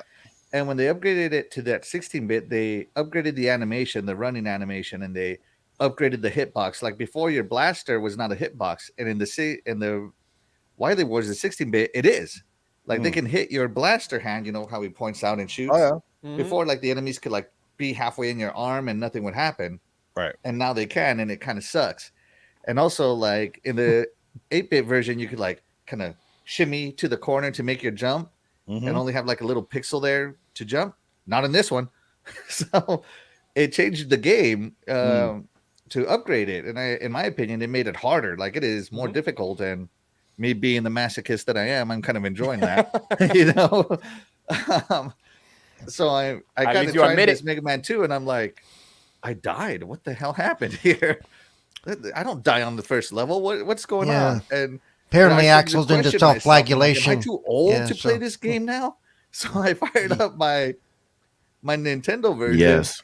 And no, still the same. And so that's when I started realizing that the 16-bit version was a lot different than the 8-bit version. But as far as a 3D Mega Man, I really do wish Mega Man Legends is amongst one of my favorite games that have come out that they haven't remade. Capcom has never remade it. It was exclusive to the PS1. And again, it's one of those really expensive games. And I wish that it would just be present in the eShop. Yeah. Or not in the eShop, but in the, you know, even the PlayStation store, you know, the Capcom store or something. Yeah. Okay. But no, instead you got to pay $300 to play it, which sucks. There you go.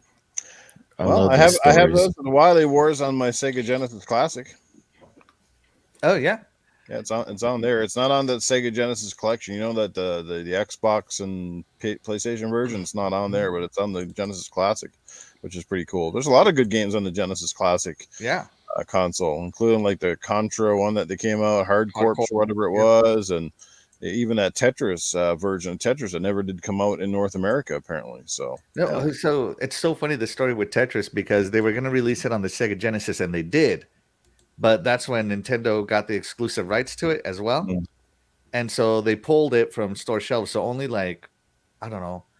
And this was before it went on sale, so the retailers had to return it. So the only copies that exist are literally copies that employees stole. So it's a really rare title. So it's cool that they released it on the Mini. Nice.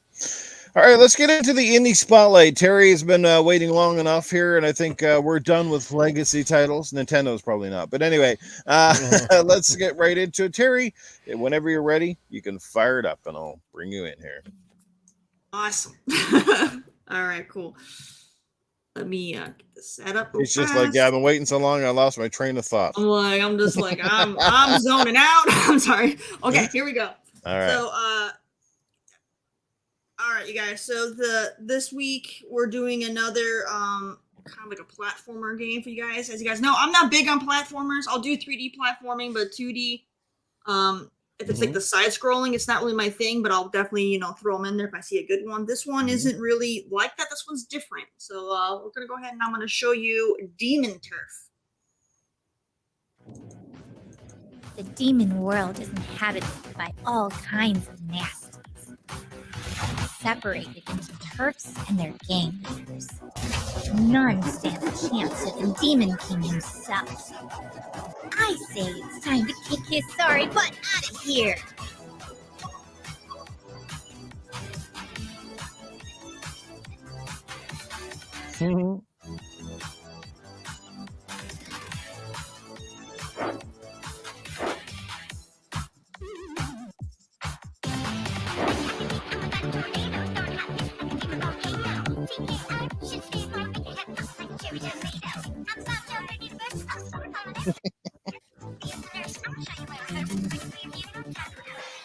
What the heck is wrong with you? But I told you I'd do it.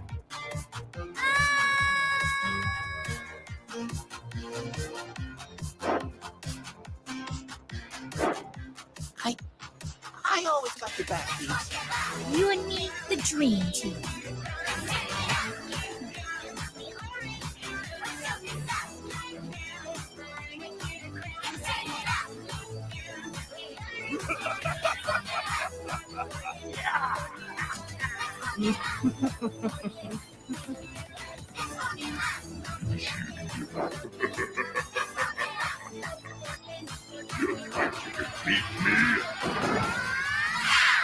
Demon Turf. All right, so yeah, Demon Turf. As you can see, it's on all platforms. You can get it on PlayStation, your Switch, your Xbox, PC. So wherever you want to play, it's there. This is made by Platonic Friends, and it's retailed at $25 on all the platforms. So take your pick, get it if you're interested. So it's an action adventure platformer, as you guys saw. So it's it's a pretty cool looking game. And this is actually a game that was featured. It was one of the spotlight games for ID at Xbox. If you guys recall, they showed this one last year. So it's a little more attention yet again. And then in this game, basically you play as Beebs, and she's on the quest. She wants to take over all the demon turfs and become the demon queen. So kind of think of it kind of like Saints Row. You beat all the gangs. So she wants to kind of take out all the different demon leads and become the queen of the demon world or whatever. So yeah, let's go and check that out. Hey Terry, did I see correctly that you can actually change forms? It looked like it, yeah. Because it looked like when at one point, like she jumped and then sort of turned into like an eagle or something. Yeah, and then when she goes into the water, it looks like it looks like she turned in kind of like some kind of like little octopus thing or something. That's pretty cool. I'm down with that. Yeah, it looks fun. MAGA turned into a bald eagle. Yeah. Already a bald eagle. Or if he does the next thing, a turtle. Yeah, that looked pretty cool. What was it? It was called Demon Turf. Demon Turf. That looks Demon pretty well, Turf. Take a look at it. Wow. And it has an all original soundtrack. You guys heard the music they were playing there from their soundtrack. The soundtrack is pretty cool. Hey Terry, are those the same guys that create Ukulele? Because I know I saw that it said Platonic Friends and the other one is Platonic Games. Are those the same people? I don't think so. I'll do a quick check on them. I don't think they're the same. Yeah, because when I saw it, I'm like, have they changed the name or it just a different studio? I was curious when I saw that. No, it's a play. It's just two people who are best friends. They're have a platonic or whatever. Oh, okay, I gotcha. I don't know. So I got curious. Real I don't fast. think this has anything. Hold on.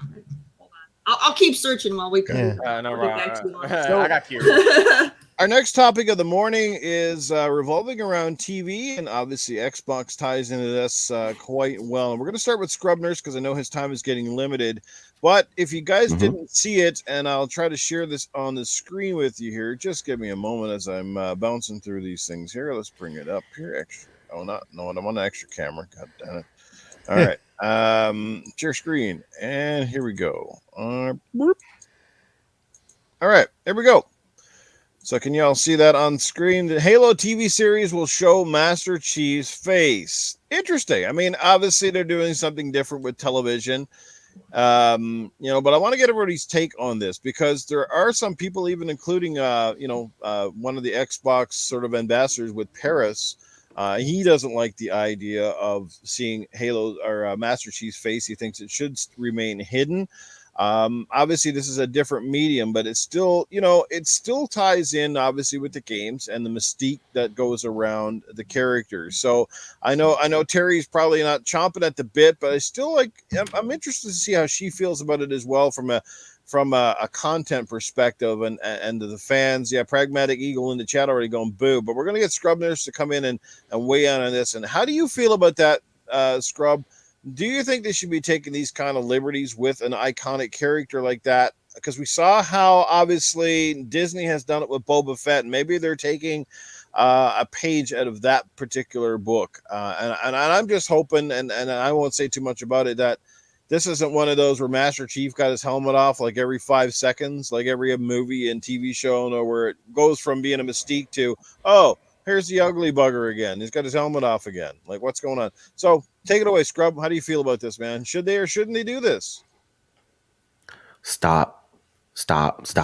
Please stop. Stop what you're doing, people. This is what TV and movies do, because one, there's a reason why in The Mandalorian, why he took off his helmet is because the actor wanted to be seen. He didn't just want to be a voice actor the whole time. So there are many stories how he fought for, I want somebody to see my face. Even though 9 times out of 10, when you see the Mandalorian on screen in full armor, that is not the character. That is not the voice you hear. That is somebody else wearing all the armor playing a character. it's a whole mess. But I've been like my title, my gamer tag, Scrub Nurse for 10 years. And I used to hate watching like Grey's Anatomy because they would be doing surgery with no mask on. And why did they do that? Because they took the mask off so people can see the doctors' faces and feel their emotions, because it's hard unless you do that all day, every day. It's hard to read people's eyes and their emotions underneath the mask. This is all a Hollywood thing. Because here's the thing. We all know that if you play the game, Master Chief is a bald-headed white guy. You don't need to know his face. We've seen in the storylines, cutscenes when they were little kids. He's a white guy named John, bald-headed. You don't. It's not important to see his face. That has nothing to do with the story. And then also, it's almost a thing of, I am Master Chief. I even had advertising saying, "You are Master Chief." Well, if me, a 40-something black guy, is playing Master Chief and then he takes off his helmet and then he's a white guy, I mean, it kind of breaks it up for you. Okay. Mm-hmm. Then, two, it has already been put out that Halo has been approved. Without the first season coming out, Halo has been approved for season 2. For a story type situation, why would you do that in the very opening season? If you wanted to grab suspense and if you wanted to keep people watching and you said that they're going to take their helmet off, that would be something I would drag out until you finally finish the whole entire series. If you just said he's going to take his helmet off, if you do that in the first season, you have screwed it up.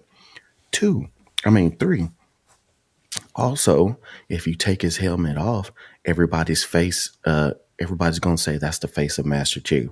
You can no longer switch to another actor if you needed to. Things happen, negotiations happen, contracts get thrown away, and then now you're going to break it up for everybody, because it's going to be burned permanently in the patient, and I mean not patient, in the player's head that's the face of Master Chief who views it. So if another actor comes in, you have thrown that away.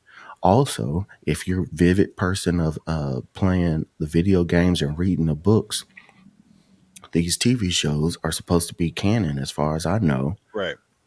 If they ever take the helmet off in the game and it's not that actor's face, you have messed it up for canon and what people. I do not think this is a good idea. They only did it just to.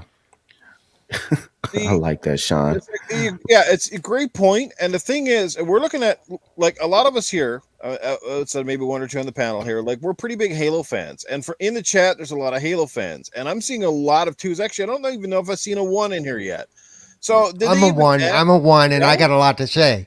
So. Okay, well, we'll get to you in a second, but that's my thing. Like, did they go to the fans on this and see how they would feel? Because this could be a hugely changing thing for the franchise and how it moves forward. I mean, is this going to lead to the games now where he's helmets off all the time?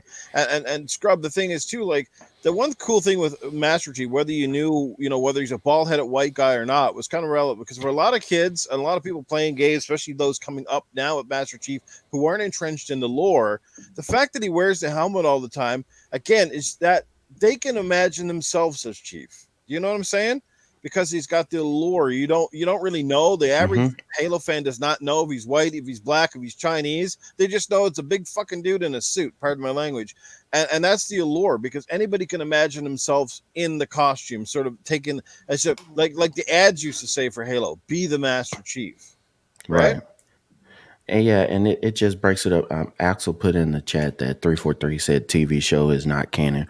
Thankfully it's not, but back from Dead took exactly what I was thinking. That was my 4th point. I know I have a lot of points, but look at Samus and Metroid. It did. There wasn't, guess what? In Act 2, Samus is a girl. No, you just played as that character. And then, at the end, and you find out, and it doesn't hurt if you know that Samus is a woman or not. But there's no point in bringing that up if it has nothing to do with the story. If it doesn't push the story further, What's the point? It looks cool. Guess what? When a lot of people were sitting there bashing Boba Fett because it just showed, because it just seemed like an old guy who took his helmet off 100 times and walking around the streets in his helmet. But if you watch the old Star Wars movie, Boba Fett never took his helmet off. So it almost makes folks question. Boba Fett was only in the old Star Wars movie for about 2 minutes and 12 seconds. Yeah, but they even said the Mandalorians didn't take their helmets off, even in the show. Yeah, they made that part of the story. They made that part of the story. But that's what I'm saying, Paul. It's about lore. You don't forget they had the legend books. So is there lore in Halo that says he never takes his helmet off? Does it actually say? Let me just get it. Let me just get it out. If there's lore that says he took it off or not, it doesn't matter. In the games and in the books, did you see him take it off? So in a person's head, he doesn't take it off unless there's somebody saying that he does. You've never seen it. You've never played a game where he took the helmet off. So it's a cool factor as well. A lot of times, all right, let me, since you said this is somebody, everybody in the chat and everybody listening right now will attest to, since we've been in COVID. There have been a lot of people you walking around, you'll see with these gorgeous eyes, winking, smiling, just lights glow with a mask on. And then if they step outside and you see that same person with the mask off, you go, oh, I didn't expect that.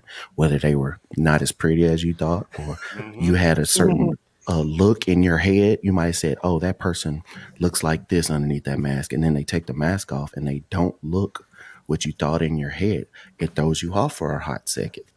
It's going to be the same thing with COVID this. deception is real. Yes, there is no point in doing this other than to say, hey, y'all, come watch our show. You're going to see what Master Chief's face really looks like. Why? The games never did that. So when he's not in battle, when he's just chilling around the house, he's sitting there with his helmet on. Okay, okay. Guess what? He does take it off, but you've never seen it. In the game, you've seen him take it off and you show the back of his head. So you're saying the TV show is just always going to be him running around in action, fighting in a position where he's got to have his helmet on. No, I don't think so. That wouldn't make good storytelling. That wouldn't make good storytelling. That's not what I'm saying. But that's what you're expecting. No. Hey, the one thing I didn't like about that new Spider-Man movie, for example, is the fact that every time they got into a scene, it was like, whoop, here's the mask. Yeah. And when you're playing cutscenes, when he's just riding around with the pilot in Halo Infinite, could he have taken his helmet off and just had it on the side of him while he's talking? Yeah, but he doesn't. And that causes cool factor, that causes intrigue, that causes mystery, that gives you that causes the programmers didn't want to have to give him a face. Listen, yes, that is all true, Paul. Of Master Chief's face from Bungie on Halo. I mean, yes, but what I'm saying is, as far as storytelling, what does that do? What does that add when you see his face? It adds a deeper relationship with the Master Chief for a TV show. Yes, for the TV show. When you already have other media out there that doesn't show it, it clashes with it. The two mediums start to clash. But I mean, if it's fair for us to say we both don't agree, and leave it. To be fair, it's the one issue I've always said about Halo, though, that the reason I enjoy Gears more is because I have more of a relationship with the characters in Gears than I do with the nebulous Master Chief. Probably because I've never seen his face. I've never seen his expression. I don't know anything about John. You know, I think Halo Infinite got a little farther deeper into that when he was sitting there talking to some of the other NPCs in the single player. Yeah, that was for like 40 seconds. Crispy Rambo brings up a good point. Leatherface, Jason, Vader, all my heroes took their masks off at some point. Great point. But you know what? How disappointed was I as a kid when I saw Return of the Jedi? Saw Return of the Jedi and found this big old ugly bald dude inside the Vader's thing, and I was like, yeah. He looks like because he hadn't seen the sunshine in 20 years, dude. Yeah. Yeah. MAGG would look the same way after 20 years sitting inside a mask. Yeah. Master Chief is going to take his helmet off, and MAGG's going to be like, "Oh my God, look, honey, you look just like me." It's me. Exactly. Let me just catch up with the super chats real quick because Sean comes in with $8.99. Revealing the Chief's face is literally a number 2 idea. All right, and then we got Splendiferous coming back in with $2 in the super chat. Yo, the head jokes all of a sudden bald white guy.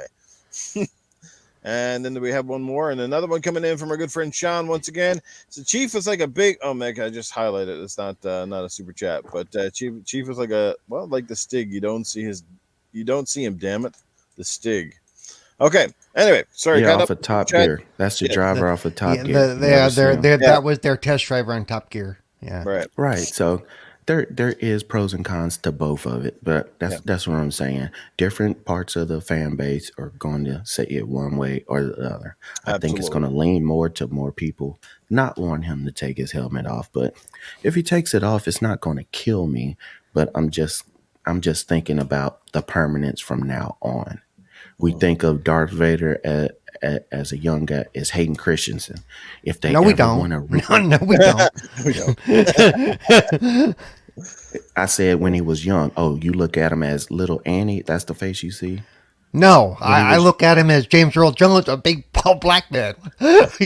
What happened in the suit? It's not my business. Okay. Yeah, but there were prequels where he wasn't in the suit. That's why I said. I know. That's what I'm saying. Why? Let's argue what I'm talking about, okay? No, but look, you also mentioned, if they have to change actors. You know what? The show, anybody here watch the show Spartacus on Stars? Yeah. Yes, I love it. Andy, what's his name? Andy, what's his name? Died after the first season, and but they that was replaced great story him. writing too, and that was great acting. Who came behind him? You're not guaranteed to have that. You're never guaranteed to have that, but you said that. How would that work? And that's how that would work if they have to do it. No, I know that's how it works, but I'm just saying when you're having some iconic person like this, like you said, Darth Vader, James Earl Jones. There's some people when they hear Master Chief's voice in this commercial, it throws them off because that's not the voice they're used to. So there are pros and cons to all of this. I'm just saying some of this is going to lean towards the cons as far as taking the helmet off. That's all I'm saying. I'm still going to watch it. I'm still going to check it out. And I'm probably going to piss a lot of people off, but I think that preconceived hardcore notion, no way they're screwing up, is a fanboy reaction. And I'm probably going to piss a lot of people off saying that because that's what it sounds like.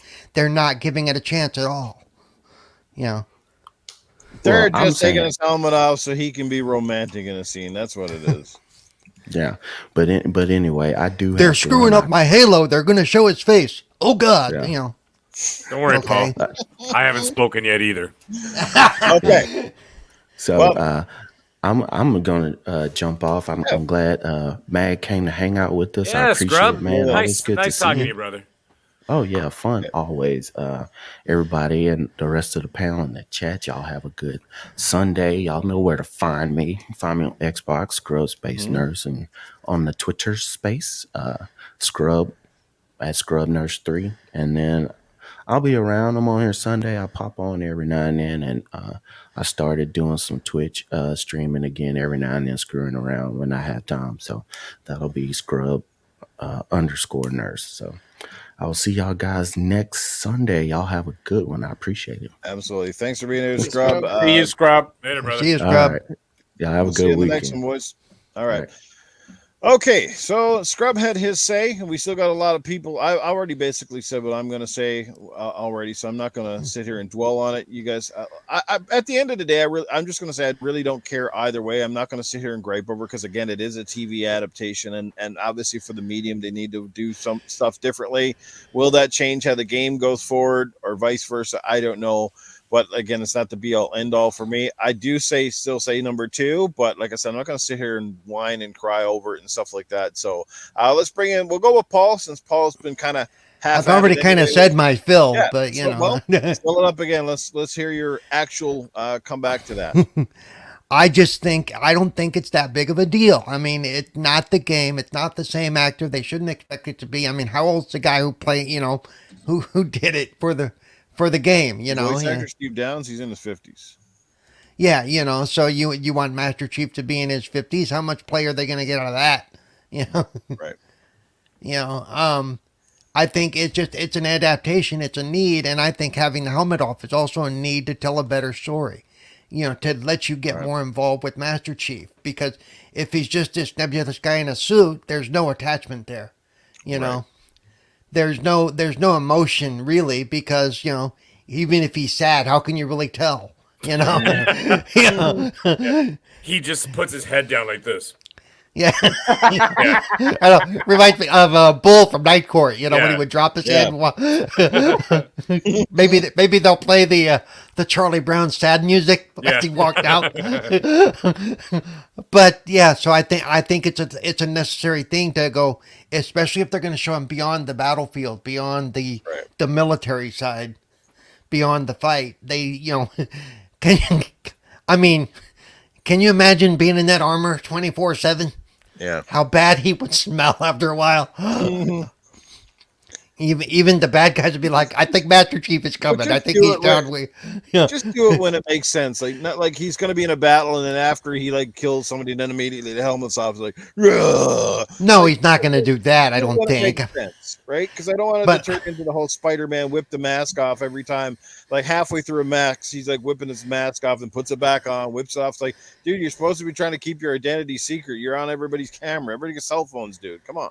No, I think it's more of like when they're sitting after the battle, or not in the ready room after the battle when they're discussing what happened or whatever, or moving the plot along. It's going to be silly if everybody's sitting there in their civvies and there's Master Chief sitting full suited up, because even then they would going, do you ever take that damn thing off? You smell like bacon wrapped in feet, okay?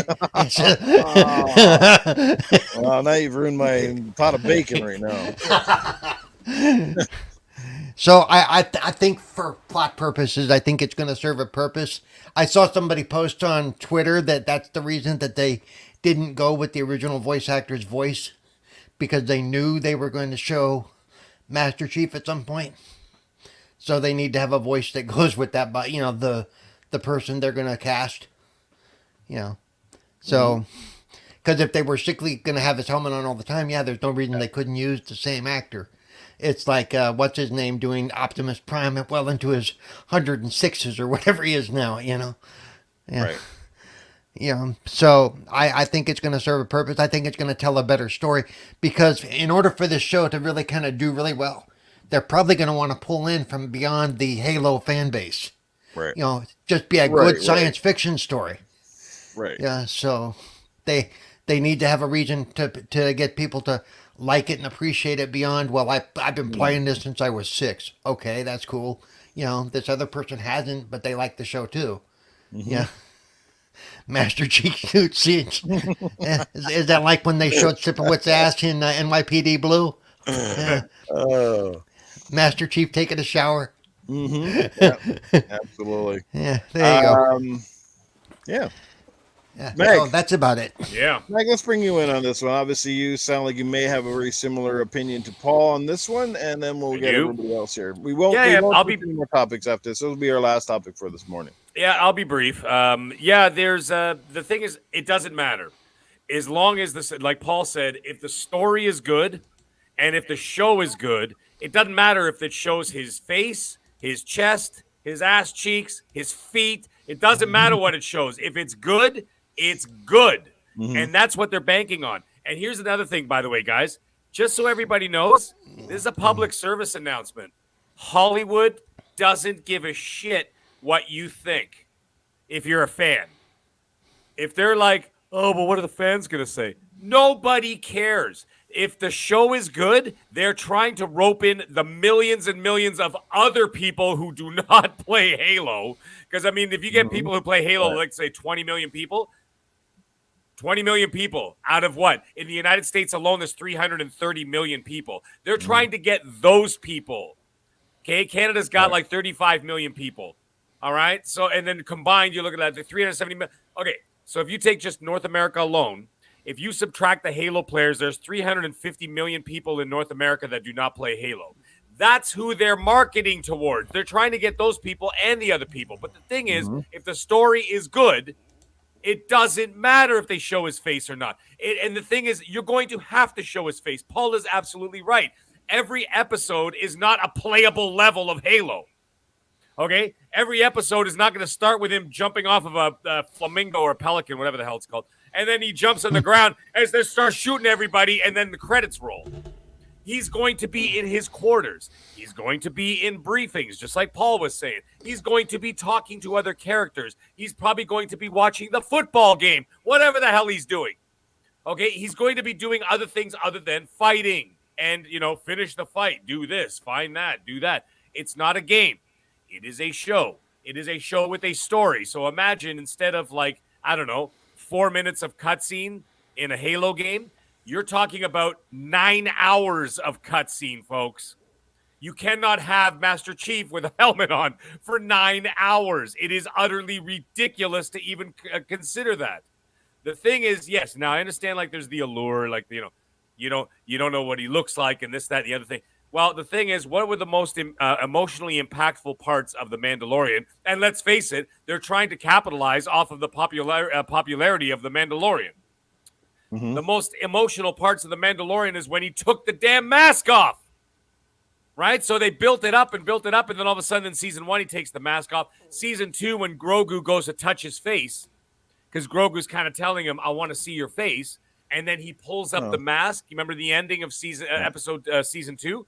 And he pulls up the mask, and him and Grogu are looking at each other, and Grogu touches his face. I was in tears. It Spoiler worked. alert, Mag, you jerk. Spoiler alert. If you haven't But seen there's it no in a year- Grogu in Halo. if you haven't seen it in a year and a half, that's a It's you problem. Cortana. Yeah. So you know what I'm saying? The point is that it made an emotional impact. Okay, and I think that this could do the same thing. That they're going to have to do it in a tasteful way. That don't worry about appeasing Halo fans. That means nothing. What they need to do is they need to do it in an emotional way that works for the story, and then it actually moves the story forward. The fact that they've already greenlit a season 2 means that somebody out there has got faith in the product that they've already got. Yeah. So obviously someone's seen it and they said, damn, this is good. So they've already greenlit it. So let's just see where it goes. I don't really care either way. It's just like, for example, one quick thing before I pass off the mic.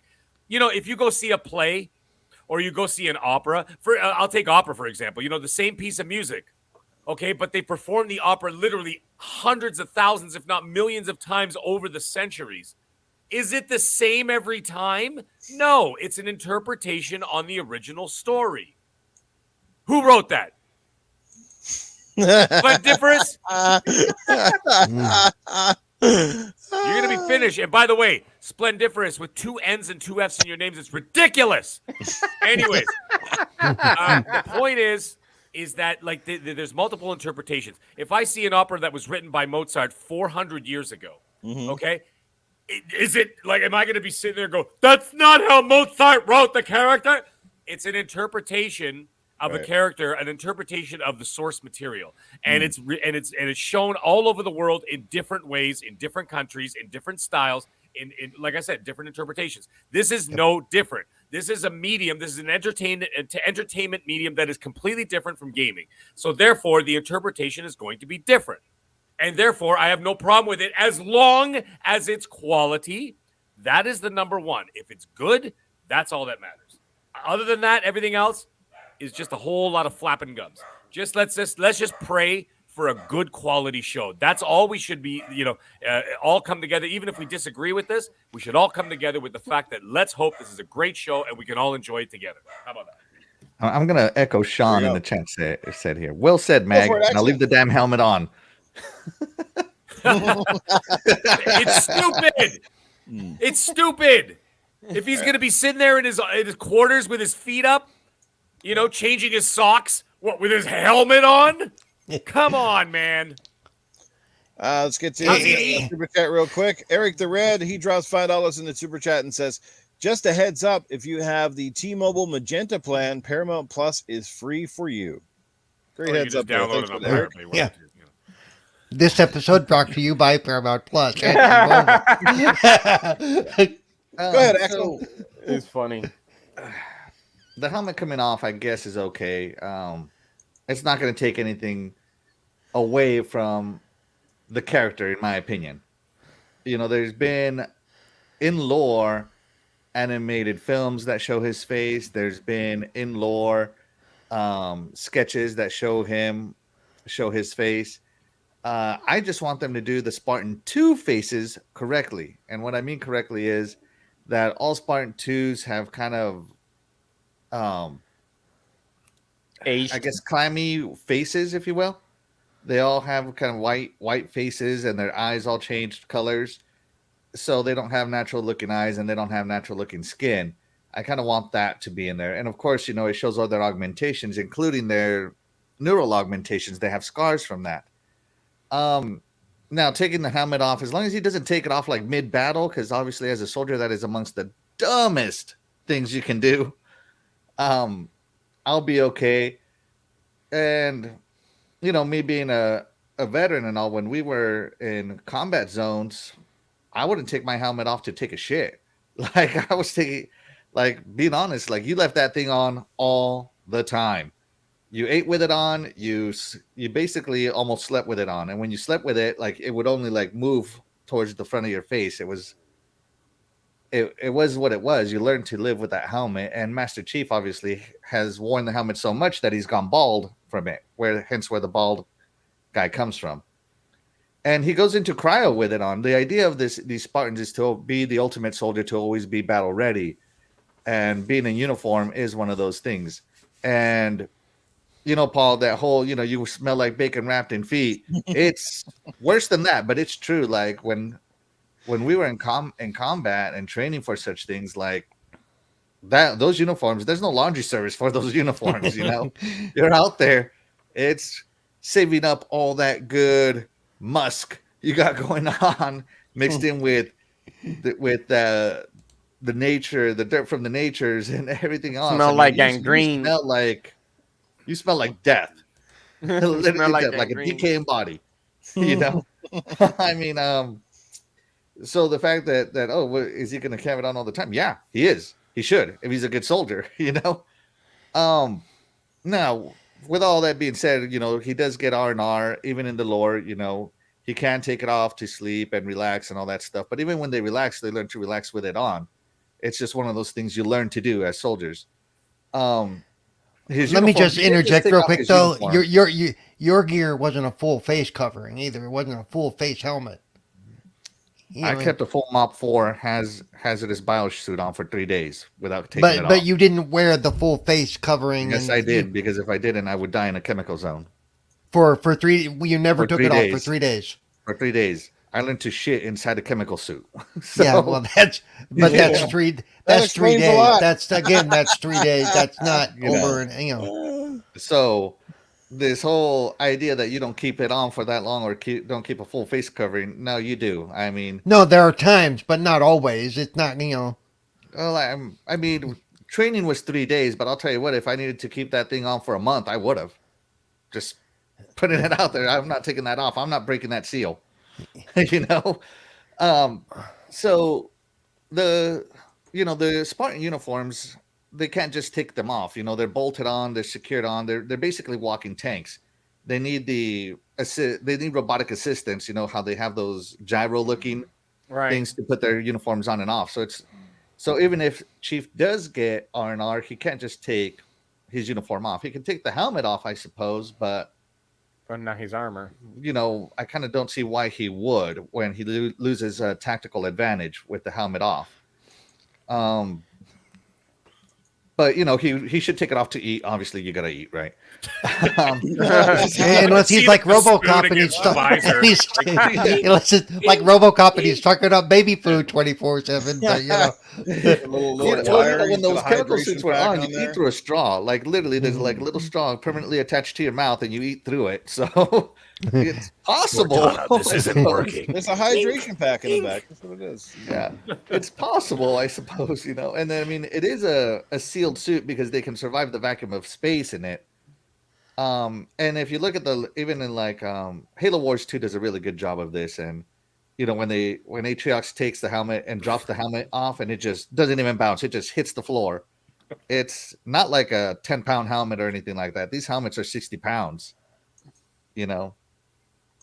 So yeah, I hope when he takes it off, it's Craig. Oh my God, ultimate. Sorry, I had to mute. That was really funny. Crispy Rattle. His suit can only be removed by machines or no? No, you can manually take it off as well, but they technically don't. And at that, they only take off parts that need to be repaired and replaced, like battery packs or something like, or servos, things like that. They don't take it completely off in the lore. So yeah, it's one of the, so should they take the helmet off for the film? Sure. Or the TV show? Sure. Why not? You know, the actor's doing a great job. He's putting everything he's got into it, and we should know who he is. And yeah, there is some stuff that you can't get through emotionally through with the helmet on. So I have no qualms if they take the helmet off, as long as it's not excessive. That's all I'm saying. You know, the idea of this of Master Chief is that he's a super soldier, he's the best, and he should always be combat ready. Oh my God, we have a special appearance. Oh man, Master Chief Titan Choco. Let's hear what he's got to say. God. Let's hear what this scumbag has to say.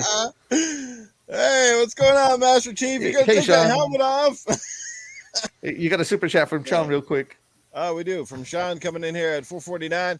Got to bounce. Great show, guys and girls. Great to see the mag. Even in bed, the helmet stays on. Yes. Which helmet are you talking about? That's right. You know, Drago, you should wear that all the time. I will make the exception. You should never take that off, ever. And if you're muted, we can't hear you, which is also a plus. So there you go. There you go. Oh, man. Unbelievable. That's awesome. All right. Drago, put one up if you think the helmet should come off. Put two up if you think the helmet should stay on. What? No, Uh-oh. No, we say Master Chief. Oh, man, you just ruined. He You looks just like ruined Titan the show. Drago. You just ruined the show. So even Master Chief said 2. Even Master Chief said 2. So keep it on. Yeah. Oh my God, Master Chief looks like Titan Drago. We're all ruined now. He's muted still. Does he know we can't hear him? Oh, I can hear him, I think. I'm not hearing him through the. There we go. Can you hear me? Yeah. Can you hear him? I can hear him just fine. No, something was weird because I couldn't hear him at all. What happened to the mag? Titan comes in, mag takes off. What's going on here? Which maybe Tony's about to strap in too. Oh, Pretty my much. God, I can see. It's a possibility. I can definitely see that. Yeah. Let's find out how Coolcat Terri feels and then get Eternal Shaddai's wrap up here. Coolcat, how do you feel about it? Great to see, maybe get your take on it. As maybe a difference from everybody else. Coolcat, I don't care. End of discussion. Yeah. Well, she can at least whether she cares about Halo or not, she can elaborate like the mystique, because it happens in a lot of shows and movies. Again, this is not the only property that's sort of going outside the realm, so to speak, to do it a little bit differently. Like Terry, to you, does it matter that he's going to take this thing off or not? One of those things where I see both sides. I can see the why, like, it would, if you're gonna to keep it on, because that's what he's known for, having it on. But at the same time, for like a TV show, I get not having it on for certain situations. It's just, for me, in like, for using the Mandalorian as an example, I hated it when he took it off. That was not a big moment for me. I was mad. I was like, no. You built up all this storyline about how, being raised by like these zealots, and now you're just gonna throw all of that behind you like it was nothing. Like, that doesn't happen. You don't get like that kind of brainwashing and just like, oh yeah, I'm over it. No. So no, I hated it. But I get why they did it, so they could have other moments that they could zoom in on his face and have emotion and stuff. I get it, but at the same time, it doesn't mean I have to like it. But people also are using the thing about how, well, it's not going to be canon. I mean, it's not canon until it is canon. I mean, we've seen that before too. Well, they'll go and they'll make something that's not canon, and then the fans like it so much, like, oh, well, now we're going to make it canon. Before you know it, it's going to be in comic books and then everything else, because you liked it so much. So yep. It very well they could did that. become They did canon. that with the Star Wars animated stuff. The Star Wars animated stuff is all canon now. Yeah, and like the first thing that came to my mind was like Smallville. Whether you liked it or not, the character Chloe in Smallville was not canon, but the fans liked her so much they made her canon, and and they added her to the comic verse and everything. So like whoever they put for his face, get used to it, because he might become the canon face in the future. It might happen. You might get that in Halo 6 or 7 or whatever one they're on. So it's a possibility. Who the heck knows? who the heck knows? I mean, I'm not a fan of Halo, so I'm not going to be impacted either way. But at the same time, I get it from both sides. Like I get it. Max shaking his head. Shaddai, how about you, man? Where do you stand on this? And we're going to hear from Titan Drago. And heck, I'm almost shocked that Tony Baloney did not enter the room. The only thing that I can say is on Shakes his head. Go ahead, Shaddai. Tell us how you feel about it. Actually, in Halo 4, he removed his helmet, and the only thing that we saw pretty much was his eyes. So I am not surprised that they're trying to go for removal of his helmet. Cortana is not the same in the game, so if they remove his helmet, it probably somebody else away from the lore. So for me, I wouldn't be surprised. It's just a TV show that could change the story, and his character and his physique or whatever the case may be. But I am not surprised. Whatever happens. Mm-hmm. But the game is the game. The movie is a movie. A lot of things changes. Look what happened with Final Fantasy. What is it called? Not Spirit Within or whatever they call it, or whatever the case may be. That was a flop, but it wasn't nothing close to the Final Fantasy stories. Oh, I mean the Spirit Within. There you go, the Spirit Within, the CGI one. So I am not in shock. Just go for it. You know what I mean? Right. Just go for it. So that's the way I feel about it. I mean, heck, there's a lot of people still angry that Cortana is not like super blue. So I don't know. But that's what I'm saying, and it's not the same. It's not the same look like in the game. But I love her new look. To be honest with you, I think it's cool. Right. But they're not gonna put it exactly like the game, as we all know. A lot of the movies that came from games, it became flops. Yeah. So they're just like, how do we explain the naked blue chick? Yeah, pretty much. Where is the blue? I'm sad she's not in the Cortana 4 outfit or Halo 4 outfit. Mm-hmm. We all know that's the canon Cortana we all love. Yeah, buddy. Got that poster on my wall, man. Got in my ceiling. But yeah, that's how I feel about it in general. That's how I feel about it. Just go for it. They don't have to go straight from the game or anything like that. They could change a lot of things. Okay, so you're not upset about it then. You're just no, because you're just excited. No, because we already saw him already on Halo 4 when he removed the helmet already. So that's why I'm not upset about it. They already did it. So, we're talking about a movie here. We're talking about a movie here. Now, if we're talking about the actual game, Master Chief removing his helmet and actually go by the actual story, I'm going to be upset. But if we're talking about a movie, anything could happen. Anything could change. Right. Resident Evil, the last one that came out, Jill doesn't look like Jill. And Leon doesn't look like Leon, so I'm not upset. Right. I'm not upset. They could do whatever. Yeah. Go ahead, Master Chief, whatever Drago Titan case may be. I think I just gonna say, I just never get the Titan. I just gonna say I think it's harder though for sometimes for characters that get where they're largely identified by their voice. Like Darth Vader for so long was identified with simply James Earl Jones. He still is. Right, but I think that's part of it. When all you've heard is the voice for so long, and we all have our misconceptions, or we all have our certain image build up as to what a character is supposed to look like, or what we think it's going to look like. Unless you've been reading the books and they give you a physical description. And I said the Scrub. That's the cool thing with Master Chief, because he's kind of been hidden for so long behind the helmet. For a lot of kids, he could be anybody. Like if they're not into the lore and they don't know any different, like he could be from any any like culture or ethnicity, essentially. Like people can picture themselves as a Spartan. Like, I think that's the thing, right? And once he comes out, the mystique is gone. But like I said, I don't really care. Let's find out how Titan feels about it now that he's outside of the Master Chief. Oh, we didn't know you were moonlighting as Master Chief this entire time. How's the galaxy going? I just had to come in and spoil the show, spoil the surprise and everything. Because I think they're going to show his face. I don't know when, but they're going to do it. Because at the bare minimum, everyone will be talking about it. And that's what generates hype and views. And and it's not even toxic like most controversial things, you know. So this is they really can't lose if you look at it from their perspective, as you know how they're going to create these episodes. They're I hope. I don't know. I would imagine they do it in some season finale. I was going to say, I bet you they do it on the end of season 1. They do the thing where they cut away and he's lifting the helmet, and that's it. And you don't find out until you come back for the next season.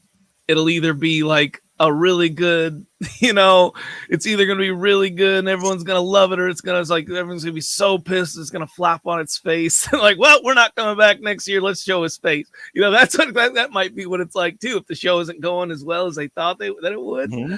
God damn, my voice is still like hoarse. I just woke up.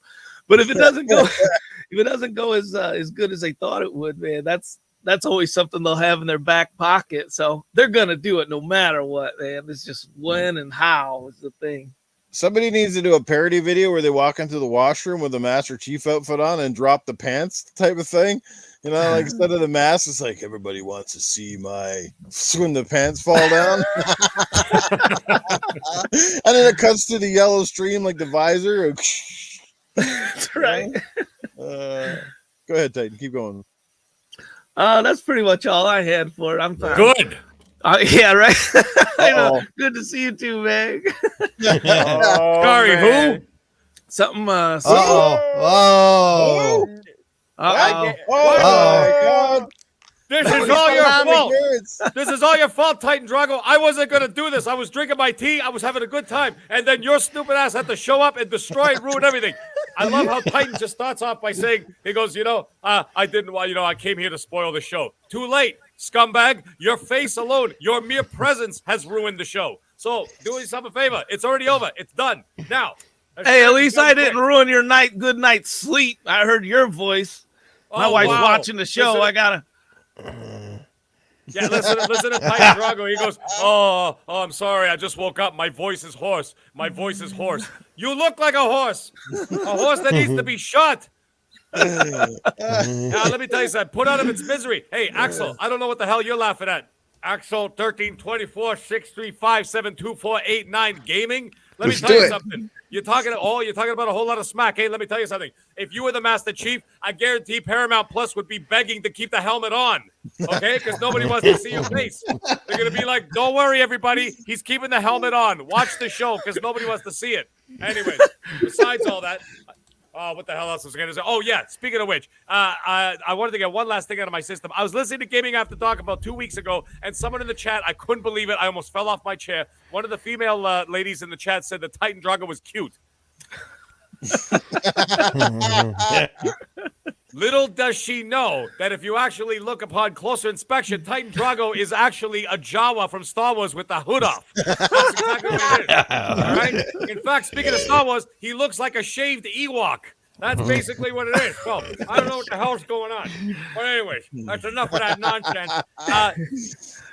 That's basically all I had to say today. Titan Drago, please go away. You ruined my entire Sunday. You ruined my entire day. Newf Nukem's upset. There's water leaking from his ceiling. Paul doesn't even know what the hell's going on anymore. Coolcat Terri wants to leave. You can tell right now. Shaddai wants to actually go to jail. And I'm pretty sure this show has gotten so toxic with you being on it. Axel's going to actually put on that suit that he was talking about that he shits in. Yeah, he's going to be wearing that now. Unbelievable. In fact, we should buy one of those suits for Newf Nukem so that he can do it every time he farts when he's doing a show. Oh, my God. Tony Baloney, ladies and gentlemen, in the flesh. For those of you who've never seen Gaming After Dark, you got a small taste of what our show used to be with Tony Baloney on there, obviously. So it was great to have the Gaming After Dark crew here this morning. Obviously, Mag is a planned guest and Titan just jumping in here. Glad he could make it out of bed at least for a couple of minutes to come in and honor us with his presence. Tony Baloney might say otherwise, but still, that was awesome. That was awesome. All right. So any further thoughts on this, or shall we close the show? All right. No, I think we're getting unanimous decision here. I think it's a number 2. I'm still rubbing the sleep out of my eyes. Gonna say, we might have to all go put our masks back on here at the rate we're going. All right, let's start. Like I said, I know it wasn't a show that was overly catered to topics for Terri, and I feel bad because I know She looked like she was bored to tears for this episode. But Terri, thanks for hanging in there with us today. Let people know where they can catch up with you, and hopefully, like I said, you'll be back to your normal setup here in the next couple of weeks, hopefully. So let everybody know what's going on. Yeah, you can catch me over on Twitch at Coolcat Terri, just like you see on the screen. And I'm there during the week, usually 6 to midnight. I will be changing my schedule, though. Instead of doing it every day, I'm probably going to just be Monday, Tuesday. I am picking up another job. Mm-hmm. Buying a house is expensive. So now I got to, furnish the house. So you can go ahead and check that out. Otherwise, you can catch me over on Twitter at Coolcat_Terri. If you want to get your indie game fixed. And then I also have my own podcast called Just a Glimpse. It's on YouTube and Spotify and Amazon and Google. Oh, your audio cut out right at the end there. It happens. It happens. There you go. From Cell Block 22, thanks for being with us again today, Mr. Eternal Shaddai. Glad to see that you're in better spirits and obviously feeling a little bit better, it looks like. So let people know where they can catch up with you when you're not hanging out with us. Yep. They can find me on Twitter at Eternal Shaddai, same as the Xbox Series console. Also, I'll be streaming on Twitch at ET Shaddai. Lately, I think I might be streaming that Cyberpunk update to see how it is, and I'm very surprised that I saw Tony Salami there. I don't know who he was arguing about. That was between him and the camera. That's kind of weird. That's like between you and the mirror. So, but it was nice to see that. All right, down to the middleman. Yes, the toxic suit wearing man, Axel 1324526678. Axel, let people know where they can catch up with you, brother. Yeah, you can catch me here on YouTube, Axel1324 Gaming, same on Twitch. On YouTube, I have the Iconic Video Games Podcast. This coming episode, it's every Friday at 8 p.m. Eastern. This coming week, we're going to be doing our favorite soundtracks from the 1990s decade. Nice. So be sure to join me, DJ Diggity Dog over there, and Princess Zelda as we travel back in time 30 years to invoke the 90s. And you can also find me on Xbox and Twitter, Axel1324. And shout out to the MAGG and to Titan Drago. They're always awesome to be around. And also thanks to Tony Chorizo over there for showing up. And by the way, Axel, on Friday night's show, the Bubble Bobble answer, I had no idea. That was a wild guess. I had no freaking idea. I just put it down and got it right. And then the one after that, I actually should have known it. The Excite Bike one. I was like, I know this music like Die Hard. I go, know it. And I guessed totally wrong. And I was like, how do I get Bubble Bottle right and then Excite Bike wrong? I was like, man, I was so like, yeah. But that was a good show. Did you enjoy Doggy Dog's raps? They were so funny. My God. Yeah, he was hit and miss there, but it was hilarious. That was a great show, man. It was so hilarious. I diving with it. Yeah, and your wife in the background doing the robot and stuff. Yeah, great stuff. Let's get over to Cerebral Paul, rocking the cool Doctor Strange background because we know Paul is pretty strange, so it's quite fitting. Go ahead, Paul. Let people know where they can catch up with your strangeness. The big one is you can catch me on Twitter, Cerebral Paul 1, which tells you when all my shows to go, because all my shows are on different channels. None of my podcasts are on my channel. So, I do it here on Sunday. On Tuesdays, I do Retro Renegades. On Wednesdays, I do Midweek Gaming with Subscast. On Thursdays, I do 4GQTV. And then Friday and Saturday, I help with Community Game Night when I'm able to. And they're playing games that I actually want to play. So there, yeah. Big one is just follow me on Twitter, Cerebral 1. And of course on Xbox, you can find me at Cerebral Paul 921. And thank you everybody for joining us today. Thank you, MAGG. It was great to do a show with you again. Yes, sir. Titan Drago. Yeah, whatever. No, I'm kidding. Glad you woke up and jumped on, dude. That was fun. Yeah. Big surprise. Great to have everybody here. And yes, he normally brings the common back to Sense on Tuesday nights, but today he decided to bring the common back to Good Morning Xbox. Titan will have to get you on here one of these days here soon. Yeah. If there's anybody more common than Titan. Go ahead, Titan. Let people know where they can catch up with you when you're not doing surprise appearances like this. Everything at Titan Drago, everybody, Xbox, Twitter. Good to see everyone this morning, even if it was just for a few minutes. It's always getting fun getting put through the ringer by Tony Baloney, I'll tell you that much. But I'll tell you what, he's always got such a hard up for it. Tony Baloney's like PlayStation fanboys. You know, they always talk about Xbox. Well, all he can do is talk about me. Well, how does it feel to wake up to a kick in the nuts, basically?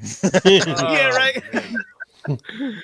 Oh man, that's how his wife got him out of bed. That's how his wife got him out of bed. Yeah, I'm very surprised Tony Baloney didn't do that Pegasus squats. I'm very surprised he didn't do that. That's in the next episode. Actually, I am doing a video later today. Best announcement I got all week was Mag sending me a DM and saying, I'm free on Sunday morning. I think I can come on if you're willing to have me. And then I was like, well, basically my answer would have been, that's bear shit in the woods. Yes, we would love to have you here. Always welcome. So Mag, good to see you back here. We definitely miss you on GAD. I know the community definitely miss you, but it is what it is. Like I told people, it's just unfortunate circumstances, but whenever you do have the time to be there or here, let us know. Of course, rather have you. So let people know what's happening with you, brother, when you're actually able to get in some podcasting and stuff. It was a pleasure being here today, guys. The panel and chat, you guys were amazing as always. Newf, thanks you for having me on, and even having a little surprise reunion here with Titan. It was actually a lot of fun, and dusting off the old suit, which I didn't even think of. I didn't even anticipate that, but I just kind of did. But made a lot of people's day with that one. Don't worry. I still podcast, guys. It's just only once a week now. I'm only doing a Boom's show. That's Primetime Gaming, 7 p.m. Easterns on Monday. That is the only night I've got so far. So, but we'll see how things go. If things loosen up, you never know. I might make an appearance here and there. I did, by the way, do an interview with Web Dave. He will be posting it, I think, first week of March, and is basically like an hour and a half expose, just basically just me. Just him and myself and me just talking about if anybody wants to see what makes the MAGG tick, you can find it there. It's literally an hour and a half of my entire history in this not only this community, but my whole gaming career and everything else. And other than that, guys, you know where to find me, because if you know me already, you know where to find me on Twitter and everything else. And yes, I will be releasing a video some point today. I'm working on some new tech, new cameras and things like that. And then we'll see where it goes from there. But anyways, guys, it was a great day. Enjoy your Sunday. And everybody have a good time. We'll see you guys. He's releasing videos and I'm releasing farts. So there you go. And we got one last super chat we cannot ignore before we get out of here. I'm going to let Titan read this one out because it comes in from his significant other. Always an awesome way to start the day. There you go, Titan. Thanks for all and those you're $5 poor. This is an amazing show, everybody. And you know where to find me, always in the gutter. But yes, Tuesday nights hanging out with Titan Drago and company on Gaming After Dark. And back here again next Sunday with this incredible panel of people that we have assembled here. Look forward to it. Great show again today. Great chat as always. Look forward to seeing you soon. But until then, take care. Keep it real, stay gaming, and have fun, everybody. Bye, everyone. Yeah, I spent $25 last night on a